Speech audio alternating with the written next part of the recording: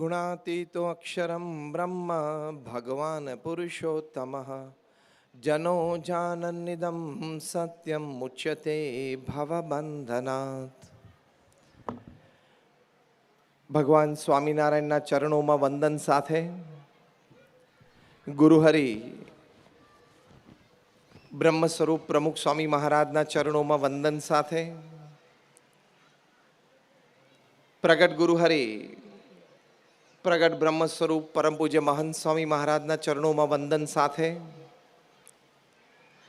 આપ સર્વે એસઆરકે પરિવાર વિશેષ અમારા વડીલ અને મિત્ર એવા ગોવિંદ કાકા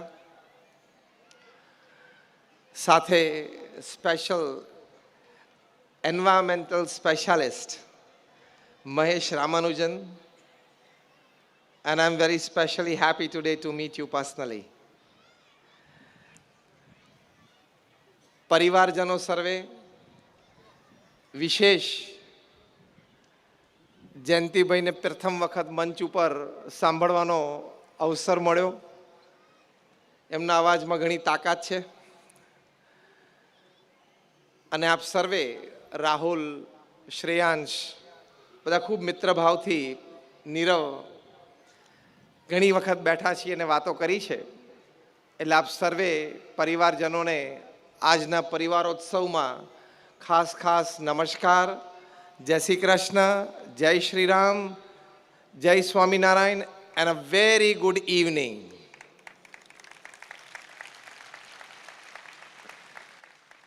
આજની આપણી વાતનો વિષય છે, જ્યારે પરિવારોત્સવ આપણે ઉજવીએ છીએ, એક પરિવાર આપણે બધા સાથે મળ્યા છીએ અને જેમ શબ્દ વાપર્યો રામાનુજાચાર્યએ, તમારું નામ રામાનુજ છે, પણ રામાનુજાચાર્ય એટલા માટે કે તમે એન્વાયરમેન્ટલમાં વિશેષ જ્ઞાની છો, કે એક્સટેન્ડેડ એસઆરકે ફેમિલી. તો આપણે પરિવાર સંબંધી, પારિવારિક મૂલ્યો સંબંધી, પારિવારિક સુખ સંબંધી ઘણી બધી વાતનો વિમર્શ કરીશું. પણ આઈ થિંક પ્રથમ પ્રશ્ન તમારા મનમાં જે ઉદ્ભવે કે પરિવારો ઉત્સવ છે અને પારિવારિક સુખ અને પારિવારિક મૂલ્યો સંબંધી વાત હોય તો એમાં એક સંત શા માટે? કારણ કે અમે તો અમારો પરિવાર છોડીને આવ્યા છીએ. We don't have a biological family. એટલે જ્યારે અમને લગ્ન જીવનનો કોઈ અનુભવ નથી, સંતાનના ઉછેરનો કોઈ અનુભવ નથી, ત્યારે વિષય ઉપર વાત કેવી રીતે કરી શકાય એ પ્રશ્ન તમારા મનમાં ઉદ્ભવે એ સાહજિક છે. પણ એક બહુ જ સુંદર પુસ્તક મેં હમણાં કોરોના કાળ દરમિયાન વાંચ્યું. પુસ્તકનું શીર્ષક છે $1 ટ્રિલિયન કોચ. આ પુસ્તકમાં એક ફૂટબોલર અને ફૂટબોલ કોચ એણે આઈટી કંપનીના એક્ઝિક્યુટિવ્સને ટ્રેનિંગ આપી એ વાત લખી છે.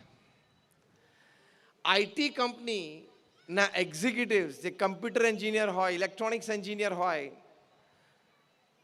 આઈસી એટલે ઇન્સ્ટ્રુમેન્ટેશન એન્ડ કંટ્રોલ ભણ્યા હોય, એ લોકોને એક ફૂટબોલર, એક ફૂટબોલ કોચ એ કેવી રીતે માર્ગદર્શન આપી શકે? બંને ક્ષેત્ર સાવ જુદા છે અને સામાન્યને નહીં. આ ફૂટબોલર બિલ કેમ્બેલ, એમણે ગૂગલ કંપનીના માલિક લેરી પેજને કોચિંગ આપ્યું છે. ગૂગલ કંપનીના senior vice president products Eric Smith એને ટ્રેનિંગ આપી છે. બીજી એક સારી મોટી આઈટી કંપની એના એક સિનિયર એક્ઝિક્યુટિવ જોનાથન રોઝનબર્ગને ટ્રેનિંગ આપી છે.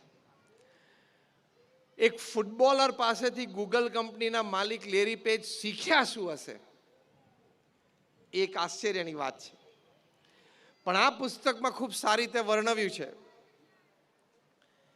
કે કોઈ પણ વ્યક્તિને કોચિંગ આપવું હોય, ટ્રેનિંગ તમારે આપવી હોય, હવે ધ્યાનથી સાંભળજો, એમાં એક કંપનીની પ્રોડક્ટ વિશે જાણવાની કોઈ જરૂર નથી. કંપનીના સેલ્સ અને માર્કેટિંગની સ્ટ્રેટેજી અને પોલિસી વિશે કોઈ જાણવાની જરૂરત નથી. આ $1 ટ્રિલિયન કોચ પુસ્તકમાં આઈટી એક્ઝિક્યુટિવ્સ લખે છે આ ફૂટબોલર વિશે. કે આ ફૂટબોલરોને આવી બધી વાતો પૂછી જ નથી.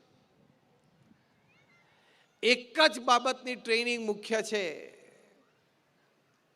આ પુસ્તકમાં લખાયું છે કે ફૂટબોલર બિલ કેમ્બેલે ટીમ ડાયનામિક્સ અમને શીખવાડ્યું કે ટીમમાં બધા સાથે રહીને કામ કરતા હોય એ વ્યક્તિઓને અંદરનો સંબંધ કેવો છે, એકબીજાને કેવી રીતે સ્વીકારી શકે છે, એકબીજાની ભૂલો કેટલી માફ કરી શકે છે, એકબીજા પ્રત્યે સહન કરવાની ભાવના રાખીને સાથે રહીને આપણે કામ કરવું એમ નિર્ણય કર્યો છે તો લાંબા વર્ષ સુધી સાથે રહીને કામ કરવું છે એવો નિશ્ચય કેટલો કર્યો છે. આટલી જ વાતની ઓળખ કોચે રાખવાની હોય છે. પછી તો પ્રોડક્ટની ક્વોલિટી, માર્કેટિંગ, સેલ્સ એ તો બધું એનું બાય પ્રોડક્ટ છે. એટલે કે સંપનો ભાવ કેવો છે, કોર્પોરેટ ઓફિસમાં ટીમ હોય કે પરિવારજનો હોય, એ જ મુખ્ય કોચે જાણવાનું હોય છે. એટલે અમને જો એક ફૂટબોલર છે આઈટી એક્ઝિક્યુટિવ્સને ટ્રેનિંગ આપી શકે તો અમે સંતો તો સમાજની વચ્ચે રહીએ છીએ, તમને સંસાર સંબંધી બે વાત તો પરિવાર ઉત્સવના દિવસે કરી તો શકીએ. બીજી એક વાત, જેટલા ઓલિમ્પિકના મેડાલિસ્ટ છે, gold medal, silver medal, bronze medal જીત્યા હોય, એમાંથી 70% કોચ કોઈ દિવસ ઓલિમ્પિક્સ રમ્યા નથી. આ વાત ઉપરથી પણ બહુ ગહેરાઈની એક વાત તમે સમજી જજો.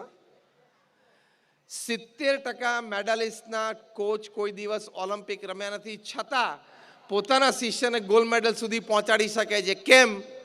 બહાર રહ્યા એણે રમતને સારી જાણી છે. એમ અમે પણ બહાર રહ્યા સંસારની રમતને સારી જાણી છે.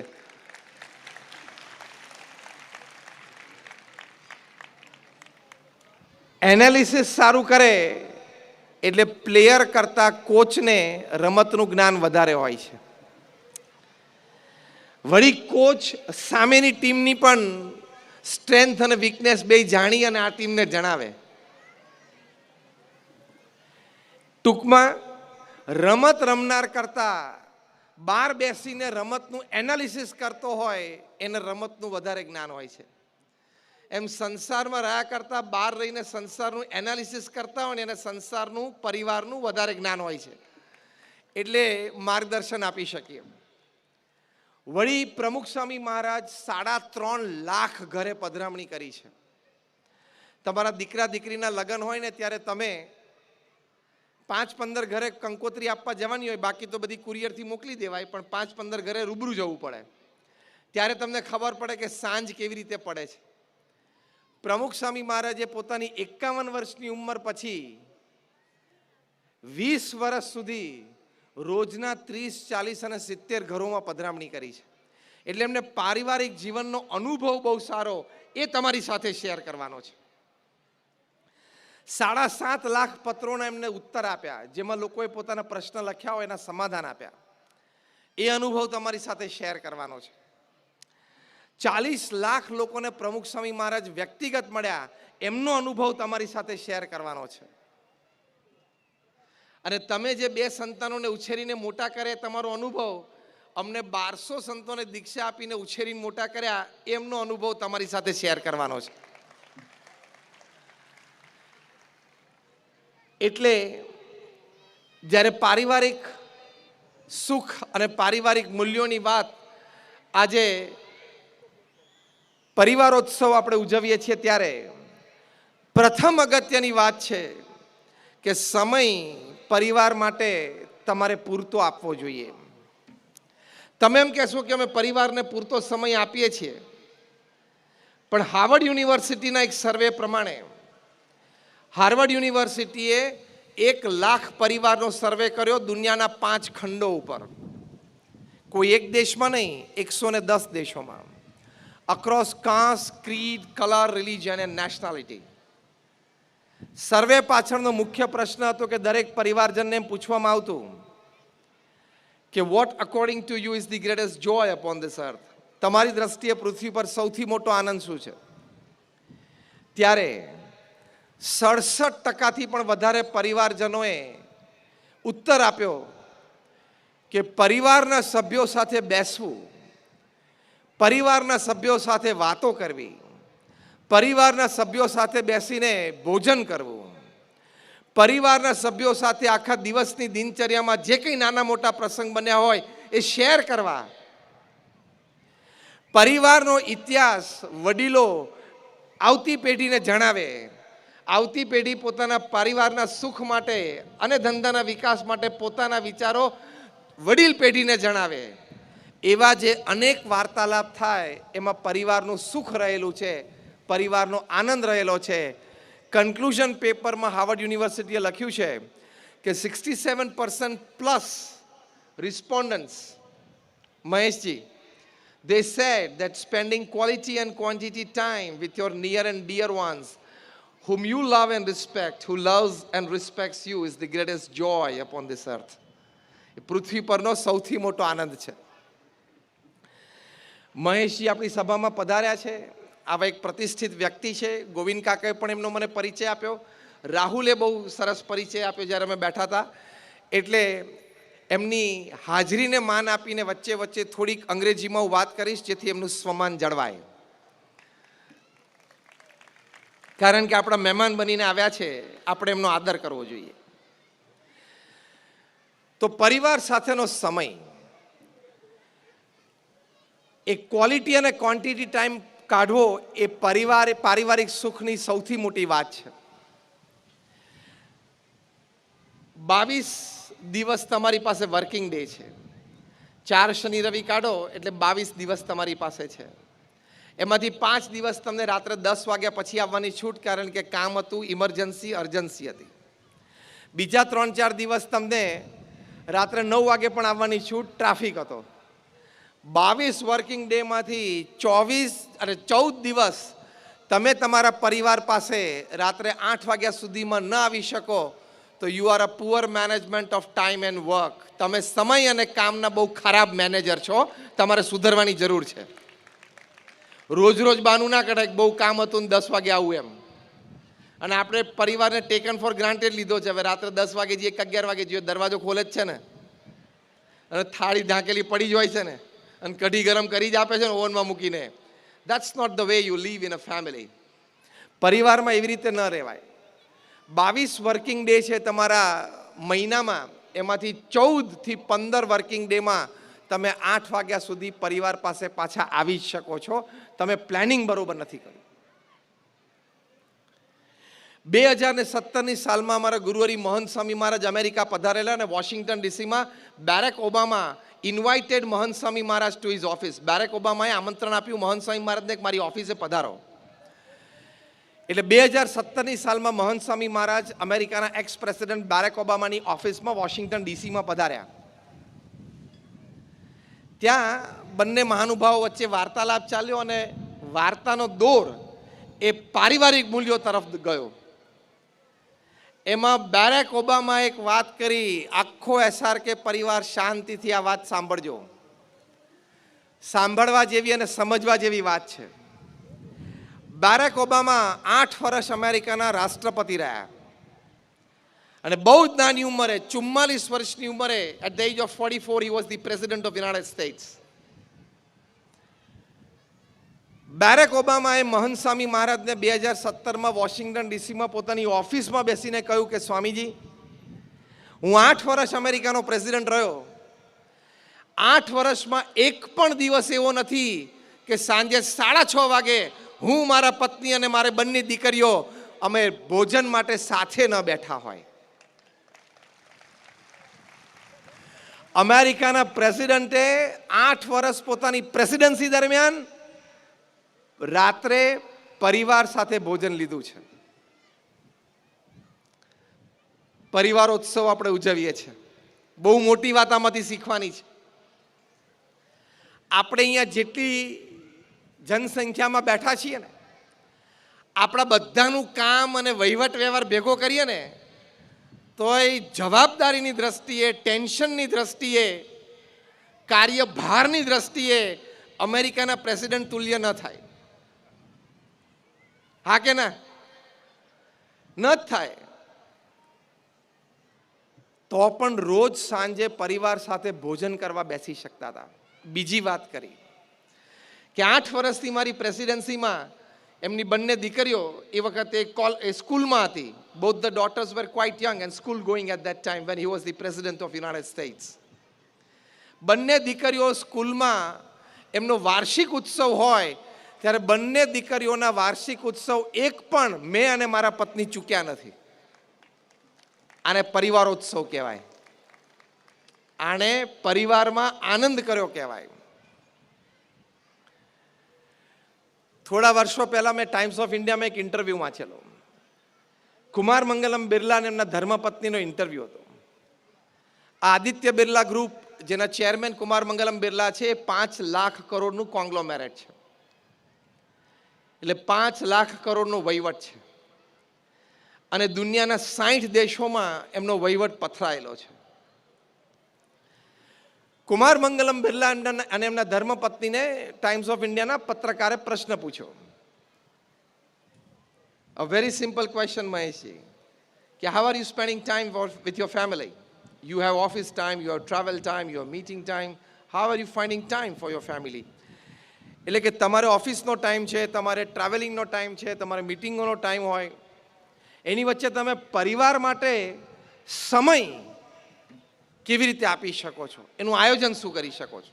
પરિવારોત્સવના દિવસે જાણવું ખૂબ જરૂરી છે. કુમાર મંગલમ બિરલાએ ઉત્તર આપવાની શરૂઆત કરીએ પહેલાં એમના ધર્મપત્નીએ કીધું કે આનો ઉત્તર મારે આપવો છે. અને એમણે વાત કરી. હવે આ પણ વાત સાંભળવા જેવી અને સમજવા જેવી છે.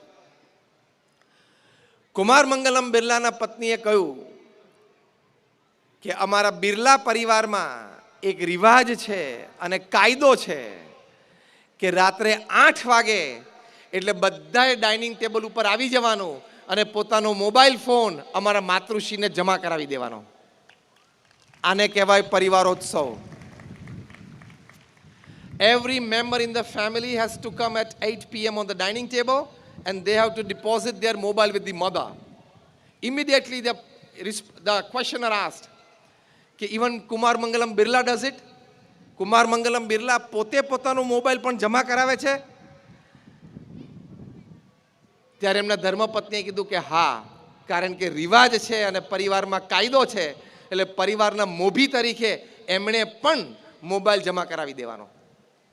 કેમ કે પરિવાર સાથે આપણે ભોજન લેતા હોય ત્યારે એક પણ રિંગ વાગવી ના જોઈએ, અને વાગે તો સાયલેન્ટ મોડમાં જવી જોઈએ, અને સાયલેન્ટ મોડમાં જાય તો તમને સ્ક્રીન દેખાવી ના જોઈએ.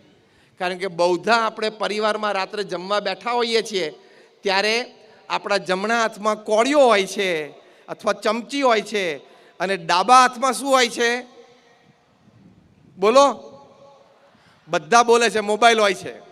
મારે તમને આ પરિવારોત્સવમાં એક જ પ્રશ્ન પૂછવો છે આ પ્રસંગે અત્યારે, કે જ્યારે તમે પરિવાર સાથે બેઠા હો અને પરિવાર સાથે ભોજન લેતા હોય ત્યારે તમારું જે લોહીનું સગું જે તમારાથી 2 ફૂટ દૂર બેઠું છે એ વ્યક્તિ અગત્યની છે કે 100 માઇલ દૂરથી કોઈ પાણીનું સગું એના સમયે તમને ફોન કરે છે એ અગત્યનું છે?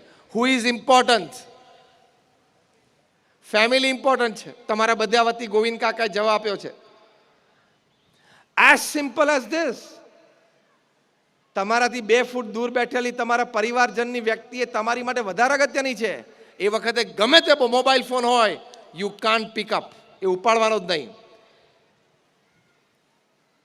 નહીં તો તમે પારિવારિક મૂલ્યની કિંમત જ સમજ્યા નથી. પરિવારમાં સાથે જમવા બેઠો અને બધાના હાથમાં મોબાઈલ ફોન હોય, ધીસ ઇઝ નોટ પરિવારોત્સવ. આ ફેમિલી વેલ્યુઝ નથી.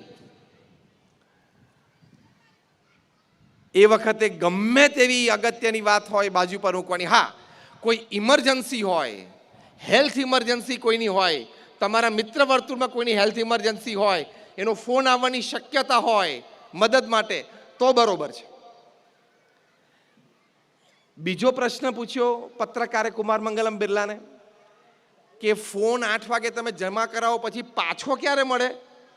એ અગત્યનું પાછું. એટલે કુમાર મંગલમ બિરલાએ કહ્યું કે 8 વાગે ફોન જમા કરાવવાનો, 8 થી 8:45 અમારે પરિવારમાં રાત્રિ ભોજનનો કાર્યક્રમ ચાલે.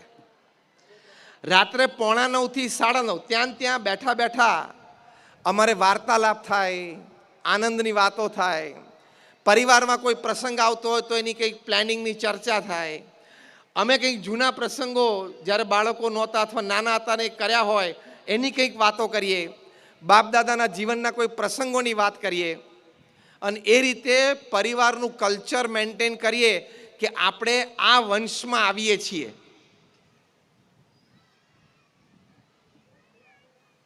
મારે એ પ્રશ્ન નથી પૂછવો કારણ કે મને એમાં જોખમ લાગે છે હાથ ઊંચા કરાવવામાં, પણ ખાલી પ્રશ્ન પૂછું તમે અંધદ્રષ્ટિ કરી લેજો કે આ ગોવિંદ કાકાનું જીવન ચરિત્ર જે લખાયું એ તમે પરિવારજનોએ બધાએ પહેલા પાનાથી છેલ્લા પાના સુધી વાંચ્યું હોય ને એ અંતરદ્રષ્ટિ કરજો, બીજા તો પછી વાંચશે. મેં કહ્યું ને હું આંગળી ઊંચી નહીં કરાવું, નહીં તો જોખમ આવી જશે. તો એ પરિવારના આપણા વડીલોએ જેને આપણો પરિવાર બાંધ્યો, પરિવારને ગતિ આપી, પરિવારમાં સમૃદ્ધિ લાવ્યા, પરિવારના સંપ માટે પ્રયત્ન કર્યો, એવા વડીલોની વાત પણ આવતી પેઢીને તમારે કરવી પડે કે આપણે આ વંશમાં છીએ, આપણે આ પરંપરામાં છીએ. એ જવાબદારી તમારી યંગ પેઢીની છે. આ બધા પિંક શર્ટવાળા બેઠા છો ને એની છે, આ ગુલાબી શર્ટવાળા બધા, અને આ કાળી ટી શર્ટવાળા. કાળી છે કે વાયોલેટ છે, બ્લેક છે ને બધા, એટલે પિંક એન્ડ બ્લેક. તમે લોકોએ નીચે બ્લેક પહેર્યું છે, એટલે કોઈ ઉપર બ્લેક પહેર્યું છે, પણ ટૂંકમાં જવાબદારીમાં આવે છે. That is the responsibility. તો પરિવારની લેગેસી, પરિવારની પરંપરા એ આગળ ચાલે કે અમારા બાપ દાદાએ આ પરિવાર માટે આવું કર્યું છે, અમારા બાપ દાદાએ આ પરિવારમાં સંપ અને સમૃદ્ધિ માટે આવો ભોગ આપ્યો છે, અમારા બાપ દાદા આ મૂલ્યોથી જીવન જીવ્યા છે, એ આવતી પેઢીને કહેવું પડે. કુમાર મંગલમ બિરલાએ કહ્યું કે રાત્રે અમારે આવી વાતો થાય પરિવારમાં. આને શું કહેવાય? પરિવારોત્સવ. કુમાર મંગલમ બિરલા ને પ્રશ્ન પૂછ્યો કે 9:30 તમને મોબાઈલ મળી જાય પાછો? તો કે હા, 1.5 કલાક જમા રહે અને પછી 9:30 મળી જાય. પછી શું કરવાનું મોબાઈલથી? તો એમણે કહ્યું કે અર્જન્ટ અને ઇમરજન્સી હોય એટલા ફોન કોલ ને મેસેજ એટેન્ડ કરવાના, બાકી બાજુ પર મૂકી દેવાનો. મેસેજ કરીને કાલ સવારે 10:30 વાગે હું ઓફિસમાં છું ત્યારે વાત કરી લેશું. પછી શું કરવાનું? પત્રકારે પૂછ્યું કે 9:30 પછી બધા પોતપોતાના રૂમમાં ગયા હોય, માતૃશ્રી પાસે એ વાત લખાવેલી હોય કે અત્યારે હું આ પુસ્તક વાંચી રહ્યો છું. પરિવારજનો બધા, every member in the family has to read a book and it has to be a daily process, Maheshji. And the name of the book has to be registered with the mother, and she will ask after 5, 7, 10 days how many pages you have read. માતૃશ્રી એ પોતે, કુમાર મંગલમ બિરલાએ પણ લખાવાનું કે mummy અત્યારે હું આ પુસ્તક વાંચું છું. હું કોની વાત કરું છું? 5 લાખ કરોડનો વહીવટ કરનાર વ્યક્તિની વાત કરું છું. આને શું કહેવાય? પરિવારોત્સવ. 5 લાખ કરોડનું કોંગ્લોમેરેટ છે આદિત્ય બિરલા ગ્રુપ. એના રણીધણી એટલે કે CMD, chairman and managing director, એ પણ પોતાના માતૃશ્રીને લખાવે કે અત્યારે હું આ પુસ્તક વાંચી રહ્યો છું અને હું આના રોજ 5 પાના કે 10 પાના વાંચું છું, એવું બધાનું. એટલે પાછા મધર ટીક રાખે કે આ રોજના 5 પાના વાંચે છે એટલે આને 18મી તારીખે આ પુસ્તક પૂરું થઈ જવું જોઈએ. એટલે 19મી તારીખે રાત્રિ ભોજનમાં માતૃશ્રી પૂછે કે તારું 18મીનું ટીક હતું, હવે તારે આ પુસ્તકની સંક્ષિપ્ત ગાથા 10 મિનિટમાં આખા પરિવારને કહેવાની છે. એટલે આ પાછું રોજ 10 મિનિટ ચાલે. શું સમૃદ્ધિ છે લોકોના જીવનમાં! પરિવારોત્સવ લોકો કેવો મનાવે છે જોવાનું. એટલે પછી કુમાર મંગલમ બિરલાના ધર્મપત્નીએ કહ્યું કે અત્યાર સુધી, હવે આ વાત પણ સાંભળજો અને સમજજો, ગોવિંદ કાકા આ વાત બહુ જ આ વાક્ય અગત્યનું છે. કુમાર મંગલમ બિરલાના ધર્મપત્નીએ કીધું કે અત્યાર સુધીમાં અમે રાત્રિ ભોજનમાં ડાઇનિંગ ટેબલ ઉપર જમ્યા પછીની વાતોમાં લગભગ 500 જેટલા પુસ્તકનો સારાંશ એકબીજા પાસેથી સાંભળ્યો છે. આને શું કહેવાય? પરિવારોત્સવ. આને પરિવારનો ઉત્સવ ઉજવ્યો કહેવાય.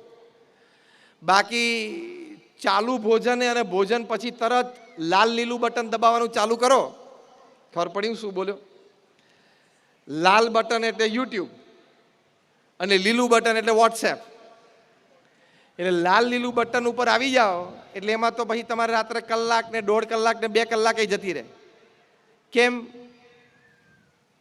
બધાને અનુભવ છે ને કે એકવાર લાલ બટનને અડો પછી બીજી વાર અડતા અડતા આંગળી ત્યાં પહોંચતા પહોંચતા કલાક થઈ જાય. એમ આઈ રાઈટ ઓર રોંગ? હા કે ના? Just rays your hands if you say yes. જો બધા હાથ ઊંચો કર્યો. આ લાલ અને લીલા બટન પાસે તમારા જીવનનો અને તમારા પારિવારિક જીવનનો બધો સમય ખાઈ જવાની તાકાત છે. હા કે ના? Discipline, digital discipline. Maheshji, you have to have digital discipline in your life so that you can give more time, better time, quality time to your family. તમારે ડિજિટલ શિસ્ત તો શીખવું પડશે. આ મોબાઈલ ફોન, તમામ પ્રકારના ડિજિટલ ગેજેટ્સ એ આપણને મદદરૂપ થવા માટે બન્યા છે. રિવર્સ થઈ ગયું, આપણે એના ગુલામ થઈ ગયા છીએ એટલે પરિવારને સમય નથી આપી શકતા અને એમાં પાછો એકબીજાનો ઈગો વધતો જાય. આપણે એના ગુલામ થઈ ગયા. દર 3જી મિનિટે આમ મોબાઈલને હાથના અડાડીએ ને તો આપણે ડિસ્ચાર્જ થવા માંડીએ. મોબાઈલ તો જ્યારે થાય ત્યારે સાંજ પડે.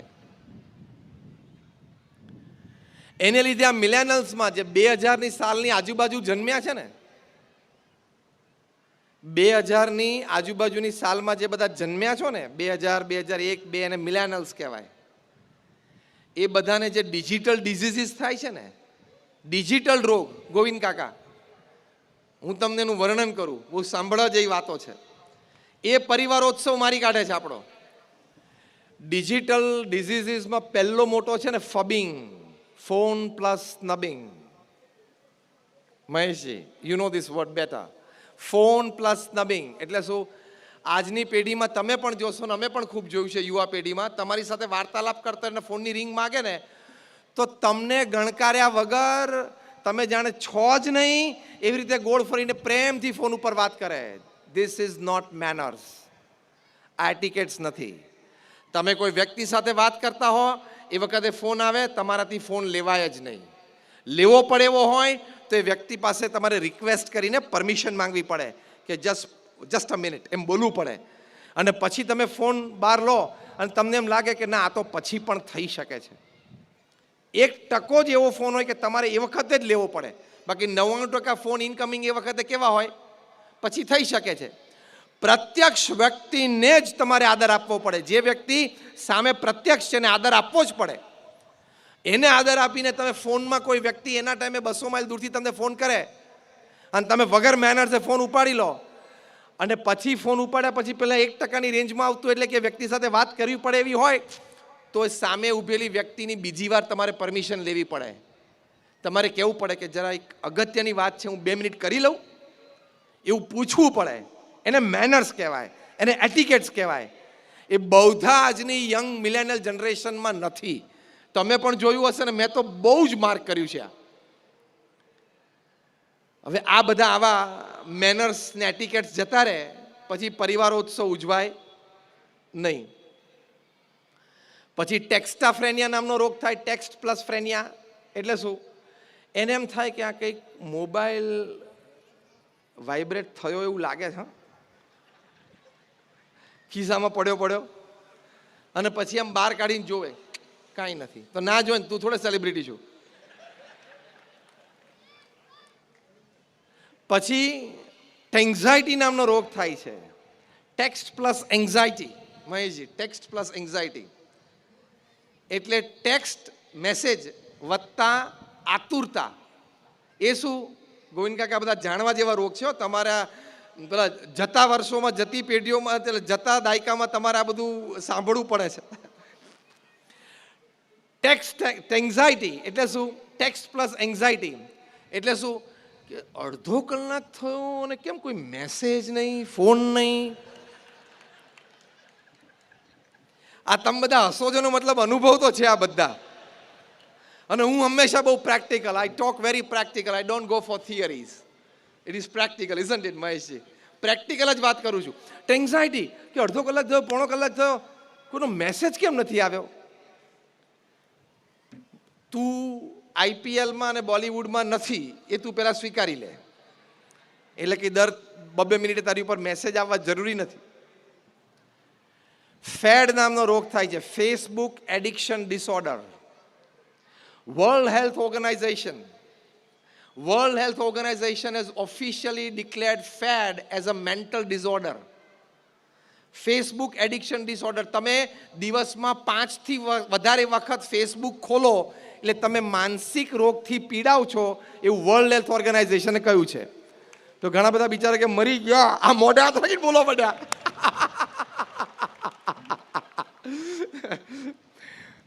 5થી વધારે વખત તમે દિવસમાં ફેસબુક ખોલો એટલે તમે માનસિક રોગથી પીડાવ છો એવું વર્લ્ડ હેલ્થ ઓર્ગેનાઇઝેશન કહે છે. યુનોની આ સંસ્થા છે. આશ્ચર્ય થશે તમને ગોવિંદ કાકા કે મુંબઈમાં એક જાયન્ટ મલ્ટીનેશનલ કોર્પોરેશનના એક એક્ઝિક્યુટિવ જેનો એન્યુઅલ પે 2 કરોડ રૂપિયા, એટલે બહુ સારા એક્ઝિક્યુટિવ હતા, એણે પોતે કર્મચારીને હાયર કર્યો છે. એને એ લગભગ ₹1,00,000 ₹1.5 લાખ માસિક પગાર આપે છે. એને બાજુમાં બેસવાનું અને એનું કામ શું એ કર્મચારીનો કે હું ઓફિસ આવર્સ દરમિયાન, કામના કલાકો દરમિયાન જો હું ફેસબુક ખોલું તો તારે મને લાફો મારવાનો. લાફો મારવાના મહિને 1.5 લાખ આપે છે. લાફો મારવાના મહિને 1.5 લાખ રૂપિયા, કારણ કે એને સખત આદત પડી ગયેલી. હમણાં 3 મહિના પહેલાં દિલ્હીની રામ મનોહર લોહિયા હોસ્પિટલમાં 2 ભાઈઓને દાખલ કરવા પડે. એકની ઉંમર 19, એકની લગભગ 16-17 જેવી. એમ્બ્યુલન્સમાં એમને ઘરેથી લઈ ગયા ને ત્યારે પણ એની સામે ફેસબુક ખુલ્લું હતું. કેમ કે ફેસબુક એડિક્શન ડિસઓર્ડર, જેમ તમાકુનું વ્યસન હોય, જેમ દારૂનું વ્યસન હોય, એમ ફેસબુકનું પણ વ્યસન. એટલે ફેસબુક એને ખુલ્લી હોય તો જ એને ખાવાનું ભાવે, તો જ ભૂખ લાગે, તો જ પાણી પી શકે, તો જ તરસ લાગે. જેમ તંબાકુના વ્યસની હોય છે ને, ટાઈમે મળે નહીં ત્યારે બહુ તકલીફ પડે. એક ભાઈ અમને કહ્યું કે સ્વામી તકલીફ એટલે તમને ખબર નથી. મેં કહ્યું શું? કે હું આમ તમાકુ ચોડું ને પછી જ હું ટોયલેટ જઈ શકું. ઘણા બધાને એનું માનસ છે એની સાથે લિંક થઈ ગયું. ચોખ્ખી દેશી ભાષામાં સિંક થઈ ગયું. સિંક, ડેટા સિંક થઈ ગયો. એટલે પછી એને કહ્યું કે તું તમાકુને ચૂનો જે ચોડે છે ને એ જમણા હાથથી તું અંગૂઠો ફેરવે છે ને, આ એક્યુપ્રેશર પોઈન્ટ ટોયલેટનો જ છે. એટલે તું તમાકુ ચોડે કે ના ચોડે, એમને એમ ચોડે તોય તને શરૂ થઈ જાય સેન્સેશન. અત્યારે કોઈ પ્રયત્ન ના કરતા, પછીની વાત છે આ.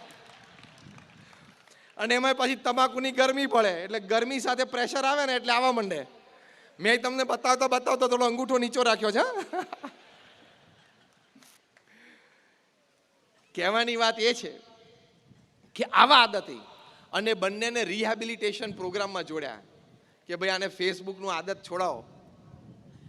ફેસબુકનું ચોખ્ખું ગુજરાતી ખબર તમને? ફેસબુકનું ગુજરાતી ભાષાંતર એક શબ્દમાં, ફેસબુકનું ગુજરાતી ભાષાંતર જે આપણે વર્ષોથી સાંભળીએ છીએ આપણા બાપ દાદા પાસેથી, પંચાત. હવે તમે માર્ક કરો, હું સાચું બોલું છું ખોટું બોલું છું. ફેસબુકનું ચોખ્ખું ગુજરાતી એટલે પંચાત. ગામ શું કરે છે, મારા મિત્રો અને પરિચિતો શું કરે છે, હું જેને ફોલો કરું છું એણે આજે શું કર્યું, તે તું આટલો બધો નવરો છો? એ ગામ શું કરે છે. એમાં પછી ફોમો નામનો રોગ થાય, fear of missing out. FOMO એટલે શું? તમારા 4-5 મિત્રો ભેગા થયા હોય અને કંઈક ભેગા થઈ ગયા, આઈસ્ક્રીમ ખાધો અને એ લોકો ફેસબુક ઉપર પોસ્ટ કરે અને તમે જુઓ એટલે વિચાર શું આવે? મને કેમ યાદ ના કર્યો, મને કેમ નહીં બોલાયો હોય? આ 5માંથી એક પેલો જે છે ને એ મને ખબર છે ને મારા પ્રત્યે સારો ભાવ નથી એટલે એણે આ 4ને ચડાયા છે. આ 4માંથી કોકે તો મને યાદ કર્યો હશે પણ એણે કીધું હશે કે આ નથી બોલાવો. આ વિચારોના વમણ ચાલુ થઈ જાય. આ વિચારોના વમણમાં યંગસ્ટર્સ અને ટીનેજર્સને રાત્રે સ્લીપિંગ પિલ લેવી પડે છે, ઊંઘ નથી આવતી, અનિદ્રાના રોગ થાય છે. એની સામે જોમો મુવમેન્ટ ચાલી, JOMO, જોમો movement, Joy of missing out. કે 5 મિત્રોએ ભેગા થઈને ફેસબુક ઉપર પોસ્ટ કર્યું કે અમે ભેગા થયા અને હોટલમાં આનંદ કર્યો, અને જે રહી ગયો હોય જોતો હોય એને ડિપ્રેશનમાં દુઃખમાં આવવાની જરૂર નથી. એ ઘરે માતા પિતા સાથે રાત્રિ ભોજનમાં ખીચડી ખાતો હોય એનો ફોટો સામે પોસ્ટ કરે કે તમે મિત્રોએ ભેગા થઈને આનંદ કર્યો ને, મેં પણ પપ્પા મમ્મી સાથે રાત્રે બેસીને ખીચડી ખાઈને આનંદ કર્યો. આને શું કહેવાય? પરિવારોત્સવ. એવું ડઘાઈ નહીં જવાનું, મૂંઝાઈ નહીં જવાનું કે મને કેમ ના બોલાયો. You should stand your personality. ડિગ્નિટીથી જીવવાનું, ગૌરવ સાથે જીવવાનું, કોઈના પ્રત્યે અસદભાવ કે અવગુણ નહીં. પણ ના થયું, ના બોલાવ્યું, it's fine, it's okay, they are they, I am me, simple. આ વાત મેં ડિજિટલ સંબંધી એટલે કરી કે આમાં આપણો ટાઈમ બહુ જાય છે, એટલે પરિવારને આપણે સમય નથી આપી શકતા. ફેસબુક ઉપર કોકની પોસ્ટ જોઈને આપણા મૂડ્સ અપડાઉન થાય છે, બધાને અનુભવ હશે. હું સાચું બોલું છું ખોટું? આંગળી ઊંચી કરો જો હું સાચું બોલતો હોય તો. બધા આંગળી ઊંચી કરી કે ફેસબુક ઉપર આપણા મિત્રોના ચિત્રો જોઈને આપણા મૂડ અપડાઉન થાય છે. તો આટલું બધું રિમોટ કંટ્રોલ કોકના હાથમાં આપી દેવાય આપણું? રિમોટ કંટ્રોલ લઈને તમે ટીવી સામે બેસો ને, તમે દબાવો એમ ટીવી પર સ્ક્રીન ઉપર બધું ડિસ્પ્લે બદલાય. એમ કોક ફેસબુક ઉપર પોતાના ફોટો પોસ્ટ કરે અને તું શેનો ઝાંખો થઈ જાય છે? એટલે આટલું બધું રિમોટ કંટ્રોલ તો કોઈના હાથમાં આપી દેવાનું નહીં. આ બધો સમય એમાં જાય છે, એટલે પરિવાર સાથે સમય નથી આપી શકતા. ગોવિંદ કાકા, તમને સ્ટીવ જોબ્સની વાત કરું. સ્ટીવ જોબ્સ એપલ કંપનીના માલિક. $3 ટ્રિલિયન અત્યારે એની માર્કેટ કેપ છે. The market cap of Apple is $3 trillion. 2000 અબજ ડોલરનું એનું રેવન્યુ છે. એટલે દુનિયાના લગભગ 250 દેશની જીડીપી કરતા એપલનું રેવન્યુ વધારે છે. દુનિયાના 200 નહીં 250 દેશોને ઇન્ડિવિજ્યુઅલી તમે લો તો એ સરકાર પાસે જે છે એની કરતાં એપલ પાસે વધારે છે. કેટલી તાકાત કહેવાય કંપનીની. 56 વર્ષની ઉંમરે એમનું કેન્સરથી મૃત્યુ થયું. પછી એમના મિત્ર એન્ડરસન અને નિક બિલ્ટન એમનું જીવન ચરિત્ર લખ્યું છે. જીવન ચરિત્રનું નામ છે સ્ટીવ જોબ્સ, કારણ કે બ્રાન્ડ નેમ હતું. ગમે ત્યારે તમે સ્ટીવ જોબ્સની કે આઈફોનની વાત કરો ને, એટલે દર સેકન્ડે 11 આઈફોન વેચાય છે. આ હું આજની અને અત્યારની ઘડીની વાત કરું છું. એટલે આપણે આઈફોનની વાત સ્ટીવ જોબ્સની શરૂ કરી, 1 મિનિટ થઈ, 60 સેકન્ડ થઈ, એટલે 650 આઈફોન પૃથ્વી ઉપર વેચાઈ ગયા. દુનિયામાં જેટલા આઈફોન વેચાણા છે એનો ઢગલો કરીએ એટલે આઈફેલ ટાવર પેરિસમાં છે ને એના જેવો ઢગલો થાય. આઈફોન આપ્યો, આઈપેડ આપ્યું, આઈપોડ આપ્યું, આઈક્લાઉડ આપ્યું. એનો પરિવારોત્સવ વિશે વાત જાણવા જેવી છે. પહેલો પરિવારોત્સવ એટલે કે તમને ખબર છે આઈ ઉપરથી કેમ બધી પ્રોડક્ટ બહાર પડે છે? IPhone, iPad, iCloud. એનો અહમ નથી કે મેં આ વાત કરી છે, પણ એમનો ટેકનિકલ ડિઝાઇનર, એનું નામ હતું જ્હોન આઈવી. સ્ટીવ જોબ્સનો આઈડિયા હતો, પણ ટેકનિકલ ડિઝાઇન જ્હોન આઈવીએ કર્યું. એટલે આઈવી એનું લાસ્ટ નેમનો પ્રથમ અક્ષર આઈ ઉપરથી બધી પ્રોડક્ટ બહાર પડે છે. આને શું કહેવાય? તમારા વ્યવસાયિક પરિવારમાં પારિવારિક ઉત્સવ. એ સ્ટીવ જોબ્સને આ જીવન ચરિત્રમાં Nick Bilton was the sub editor of New York Times. New York ટાઈમ્સના સબ એડિટર હતા, એટલે બહુ પ્રતિષ્ઠિત વ્યક્તિ કહેવાય. એમણે લખ્યું છે, એકવાર મેં સ્ટીવ જોબ્સને પૂછ્યું કે કયો આઈફોન તમારા સંતાનો ઉપયોગ કરે છે? લગભગ એમની 13-14 વર્ષની દીકરી અને 11 વર્ષનો દીકરો, કે આ તમારા સંતાનો કયો આઈફોન ઉપયોગ કરે છે? ત્યારે સ્ટીવ જોબ્સે કહ્યું કે મારા સંતાનોએ હજી આઈફોનનો સ્પર્શ કર્યો નથી. નિક બિલ્ટન કે હું ઘા ખાઈ ગયો. શું વાત કરે છે સ્ટીવ? બંને મિત્રો એટલે આમ પહેલા નામથી એકબીજાને બોલાવી શકે કે સ્ટીવ શું વાત કરે છે? તો કે હા. એનું કારણ શું? સ્ટીવ જોબ્સે જે વાત કરી હોય આખો SRK પરિવાર શાંતિથી સાંભળજો. હા, સ્ટીવ જોબ્સે કહ્યું કે મેં અને મારા પત્નીએ સાથે બેસીને મારા બંને સંતાનોને કહ્યું કે તમારે આઈફોન જોઈતો હોય તમારા મિત્ર મંડળ પાસે છે, આ તમારો આઈફોન, એમ કરી એમના હાથમાં મૂક્યો. અને પછી સમજાવવાની શરૂઆત કરી કે બેટા, તમારી ઉંમર હજી નાની છે, તમારામાં મેચ્યોરિટી, પીડતા નથી, એટલે આ ગેજેટ છે એનો તમે યથાર્થ ઉપયોગ પૂર્ણ રીતે નહીં જાણતા હો અથવા તો તમે તમારી લિમિટ ક્રોસ કરી જશો તો આ ગેજેટમાં તમારું જીવન બગાડવાની તાકાત છે. કારણ કે એ તાકાત મેં મૂકી છે એટલે મને ખબર છે કે નેટ ઓન ફોન હોય એટલે આખી દુનિયા, ઇન્ટરનેટ, યોગ્ય અયોગ્ય વેબસાઇટ્સ બધું ખુલી જાય એક સેકન્ડમાં, ચોથા ટચે. માટે અત્યારે તમે 13-14 વર્ષના છો, 11-12 વર્ષના છો, તમારે એક ફોન જોઈએ, એ સામાન્ય ફોન પણ બીજો સાથે લાવ્યા છીએ. તમારે અત્યારે ખાલી ફોન વાર્તાલાપ કરવાનો, પપ્પા મમ્મી સાથે, મિત્રો સાથે મેસેજ એક્સચેન્જ કરવાનો. સ્માર્ટફોન માટે હજી તમારી પીડતા નથી. આવી ઘણી બધી વાતો સમજાવી. સ્ટીવ જોબ્સના દીકરા અને દીકરી આ વાત સમજ્યા અને 18 વર્ષના થયા ત્યાં સુધી એ લોકોએ આઈફોનનો સ્પર્શ નથી કર્યો. આને કહેવાય પરિવારોત્સવ. કે તમારા સંતાનોને તમે બેસીને આ બધી વાતો કરો. સ્ટીવ જોબ્સ આઈફોનના માલિક એના સંતાનોને આટલો વિવેક શીખવાડી શકતા હોય તો તમે કઈ જાતનો ગર્વ લો છો કે મારી દીકરી કે મારો દીકરો 13 ને 15 વર્ષના થાય એટલે મેં એને આઈફોન આપ્યો, પાછું 5 જણાને તમે કહો તમે મૂર્ખ અને તમારા પરિવારજનના બધા વડીલ મૂર્ખ. કારણ કે તમે એનું ભવિષ્ય એ યથાર્થ રીતે, યોગ્ય રીતે ઘડાય એની માટે પૂર્ણ રીતે ચિંતિત નથી. પ્રમુખ સ્વામી મહારાજને ન્યુયોર્ક એરપોર્ટ ઉપર એક પત્રકારે પ્રશ્ન પૂછેલો કે આ ટેકનોલોજી, ઇન્ટરનેટ, કમ્પ્યુટર આ બધું જ છે એ આશીર્વાદ છે કે અભિશાપ એટલે કે શ્રાપ છે? પ્રમુખ સ્વામી મહારાજે ત્વરિત પોતાના અનુભવ પરથી, કારણ કે મેં વર્ણવ્યા ને એમના સ્ટેટિસ્ટિક્સ, આંકડા બધા મેં એમના કીધા, એ બધા આંકડા એમની 51 વર્ષની ઉંમરના પછીના છે. એમણે પોતાના અનુભવ પરથી કહ્યું કે વિવેકથી વાપરે તો આશીર્વાદ છે, વિવેક ચૂકી જાય તો શ્રાપ છે. આ પ્રમુખ સ્વામી મહારાજે આ વાત કરેલી. એટલે વિવેક રાખવો પડે તો તમે પરિવારમાં સમય આપી શકો. અને જે બીજી વાત મારે કરવાની છે કે પરિવાર માટે તમે એને સંસ્કારિત કરી શકો. સમય તો તમે આપો નક્કી કરીને. દુનિયાના સૌથી ધનાઢ્ય વ્યક્તિ વોરેન બફેટને પૂછ્યું કે how is your day? Warren Buffett was asked, Berkshire હેથવેના માલિક. 63 કંપનીઓ છે બર્કશાયર હેથવેની છે અને $100 અબજ ઇન્વેસ્ટમેન્ટ છે એનું. $100 અબજ. $1 અબજ એટલે અત્યાર પ્રમાણે 78 નો ભાવ ગણો $1 સામે, એટલે 7,800 કરોડ. 7,800 કરોડ એટલે $1 અબજ એવા $100 અબજ નું ઇન્વેસ્ટમેન્ટ છે. અને 63 કંપનીઓની CMD એ પોતે છે.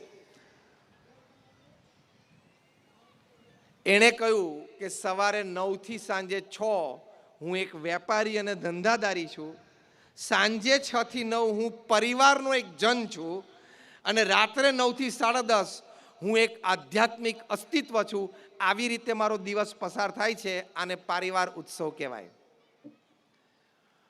આને પરિવાર ઉત્સવ કહેવાય કે રાત્રે 9 થી 10:30 કોઈ કાર્યક્રમ જ નહીં, પરિવાર, અને સાંજે 6 થી 9 પરિવાર સિવાય કોઈ કાર્યક્રમ નહીં. તો આવી રીતે સમય આપવો. પછી સંસ્કારિત કરવા કે પરિવારજનોને તમારે સંસ્કારિત, તમે શિક્ષણ માટે કટિબદ્ધ છો એ સારી વાત છે, પણ પરિવારમાં સંસ્કારનું પ્રદાન સારી રીતે થાય એની માટે પણ તમારે જવાબદારી લેવી પડે. અત્યારે સ્કૂલમાં ગધેડાનો ચાલશે પણ ગણપતિનો નહીં ચાલે, કારણ કે નહીં તો તમે શિક્ષણનું ભગવીકરણ કરો છો. એટલે તમારે એ સંસ્કાર ઘરે આપવા પડશે. એ સંસ્કાર તમારે ઘરે આપવા પડશે, નૈતિકતાના, પ્રામાણિકતાના, શિસ્તના. એની માટે ઘરનું વાતાવરણ એ ઊભું કરવું પડશે. 1996ની સાલમાં અમે પ્રમુખ સ્વામી મહારાજ સાથે અમેરિકા ગયા હતા. ત્યાં ફેમિલી શિબિર્સ એટલે આ પરિવારોત્સવ જ હતો બધો. 15 પરિવાર સાથે અમે 2 સંતો આખો દિવસ રહીએ, બાળકો સાથે બેસીએ, એનું માનસ જાણીએ, વડીલો સાથે બેસીએ.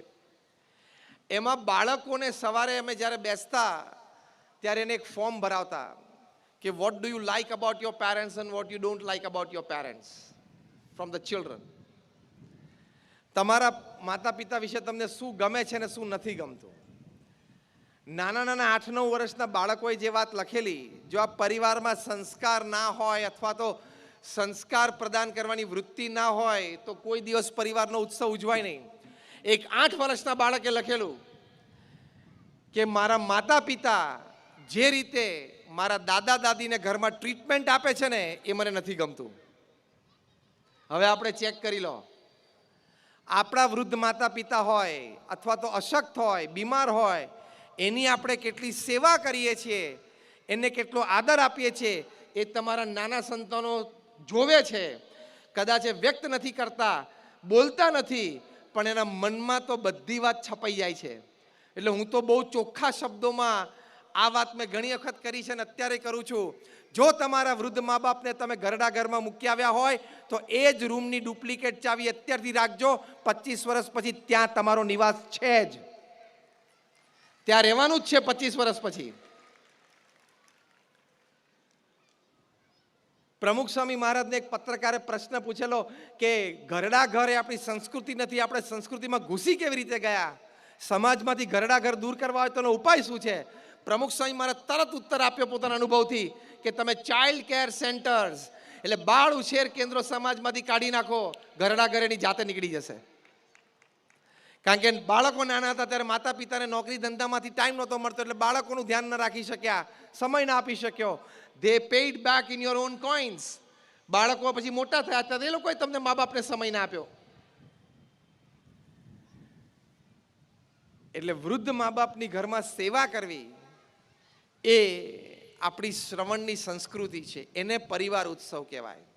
આપણે નાના હતા ત્યારે આપણે અબૂધ હતા, અજાણ હતા, એટલે મા બાપે ઘણી તકલીફ વેઠીને આપણને ઉછેર્યા છે. ઘણી નાની મોટી દુઃખ દેનારી પરિસ્થિતિમાંથી પસાર થઈને આપણને ઉછેર્યા છે. તો હવે જ્યારે વૃદ્ધ થયા, એમને અશક્તિ છે, તો આપણે પણ એમને એવી જ સર્વિસીસ આપવી પડે. તમારા વૃદ્ધ માતા પિતા અથવા તો સાસુ સસરાએ ટાણે કટાણે ખાવાનું માંગ્યું અને જો તમે હુંકારો કર્યો અને તોછડા વચન બોલ્યા અથવા તો થાળી પછાડી, એ જ તોછડા વચન અને થાળી તમે 25 વર્ષ પછી રણકાર સાંભળશો જ, કારણ કે સંસ્કાર પડી ગયા બાળકોમાં. એ સંસ્કાર ખૂબ જરૂરી છે. શિક્ષણ તમે આપો છો એ બહુ સારી વાત છે. પરિવારમાં ધંધો ઊભો કર્યો એ પણ સારી વાત છે, પણ એ ધંધો અને શિક્ષણ બે સંસ્કાર વગર ઝીરો થઈ જશે. પ્રમુખ સ્વામી મહારાજ એક વાક્ય બોલતા કે જો તમે તમારા સંતાનોને સંસ્કાર નહીં આપો તો તમારે સંપત્તિ અને સંતતિ બે ખોવાનો વારો આવશે. અને આવેલું છે. 4-5 વર્ષ પહેલા તમે વોટ્સએપ ઉપર એક વિડીયો વાયરલ થયેલી જોઈ હશે.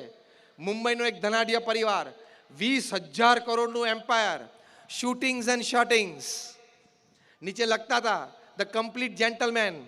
સંતાનને ઇંગ્લેન્ડમાં ભણાવ્યા, અમેરિકામાં ભણાવ્યા, ત્યાંથી under graduate from London, post graduate from US, અને 20,000 કરોડનો ધંધો વારસામાં આપ્યો. જે કંઈ પ્રસંગો પછી બની ગયા હશે, દીકરાએ બાપને ઘરમાંથી કાઢી મૂક્યો, નેપેન્સી રોડ ઉપર એક 2 BHK ફ્લેટ ભાડે આપી દીધો, એક કુક અને એક ડ્રાઈવર રાખી દીધો. એ વ્યક્તિએ રોતા રોતા પોતાની વાયરલ વિડીયો રજૂ કરેલી કે મૃત્યુના છેલ્લા શ્વાસ સુધી તમે તમારા ધંધાનો કંટ્રોલ આવતી પેઢીને આપતા નહીં, આ મારી સલાહ છે. પછી હમણાં એમને ગયા વર્ષે કોરોનામાં પોતાનું જીવન ચરિત્ર પુસ્તક લખ્યું, એ બહાર પડ્યું અને 24 કલાકમાં બેન થઈ ગયું. જે કંઈ ઘટનાઓ પાછળની બની હશે, આ વિડીયો તમે જોઈ હશે. એટલે શિક્ષણ આપ્યું સારી વાત છે, સમૃદ્ધિ આપી સારી વાત છે, પણ સંસ્કાર નહીં હોય તો પ્રશ્ન આવશે જ. એ સંસ્કાર માતા પિતાની સેવાના સંસ્કાર, ભાઈ બહેન સાથે આજીવન સંબંધ જાળવી રાખવાના સંસ્કાર, પરિવારની અને સમાજની નાની મોટી સેવા કરવી એ સંસ્કાર, સમાજને જ્યારે જરૂર પડી ત્યારે આપણાથી જે કંઈ થઈ શકે એમાં યોગદાન આપવું એ સંસ્કાર, ભગવાન પ્રત્યેની શ્રદ્ધા અને ભક્તિ કેળવાવી એ સંસ્કાર. આ બધા સંસ્કાર તમારે માતા પિતાએ બેસીને આપવા પડે. આમાં જે વડીલો બેઠા છે બધાને પોતાના દાદા દાદીના ખોળામાં બેસીને રામાયણ ને મહાભારતની વાતો સાંભળી છે, પણ તમે પાછલી પેઢીને સંભળાવી? તમે એમ ના માનતા કે આ બધું જૂનવાણી છે, રામાયણ મહાભારત ને Shrimad Bhagavad Gita? It is very relevant even today. IIM Ahmedabad, Indian Institute of Management Ahmedabad દુનિયાની નંબર 1 બી સ્કૂલ છે. Harvard, Stanford, Carnegie Mellon, Yale અને કિલોન કરતાં પણ આઈઆઈએમ એનું રેટિંગ ઊંચું છે. આઈઆઈએમ એમાં ઓફિશિયલી કોર્સ ઇન્ટ્રોડ્યુસ થયો, management wisdom from Shrimad Bhagavad Gita. Management wisdom from Shrimad Bhagavad Gita એ કોર્સ આઈઆઈએમ એમાં શરૂ થયો. અને આપણા ગુજરાતમાં પણ 6ઠ્ઠા ધોરણથી હવે શ્રીમદ ભગવદ્ ગીતા ભણાવાશે. એક ધર્મગ્રંથ તરીકે નહીં, પણ જીવન જીવવાની શૈલી એ પણ સરકારશ્રીએ નિર્ણય કરેલો છે.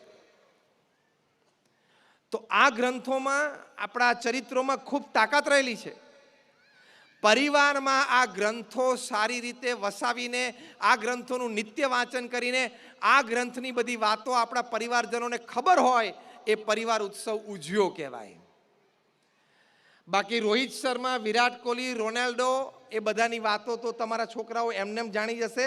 જાણવી જરૂરી છે માહિતી અને જનરલ નોલેજની દ્રષ્ટિએ, પણ શ્રવણ, નચિકેતા, ધ્રુવ અને પ્રહલાદની કોક દિવસ તો વાતો કરો. શ્રવણનું ચરિત્ર એના હૃદયમાં ઉતર્યું હશે તો કોક દિવસ તમે વૃદ્ધ હશો ને તમારા પગ દુખતા હશે તો પગ દબાવશે, બાકી ગળું તો છે જ, દાબી દેશે.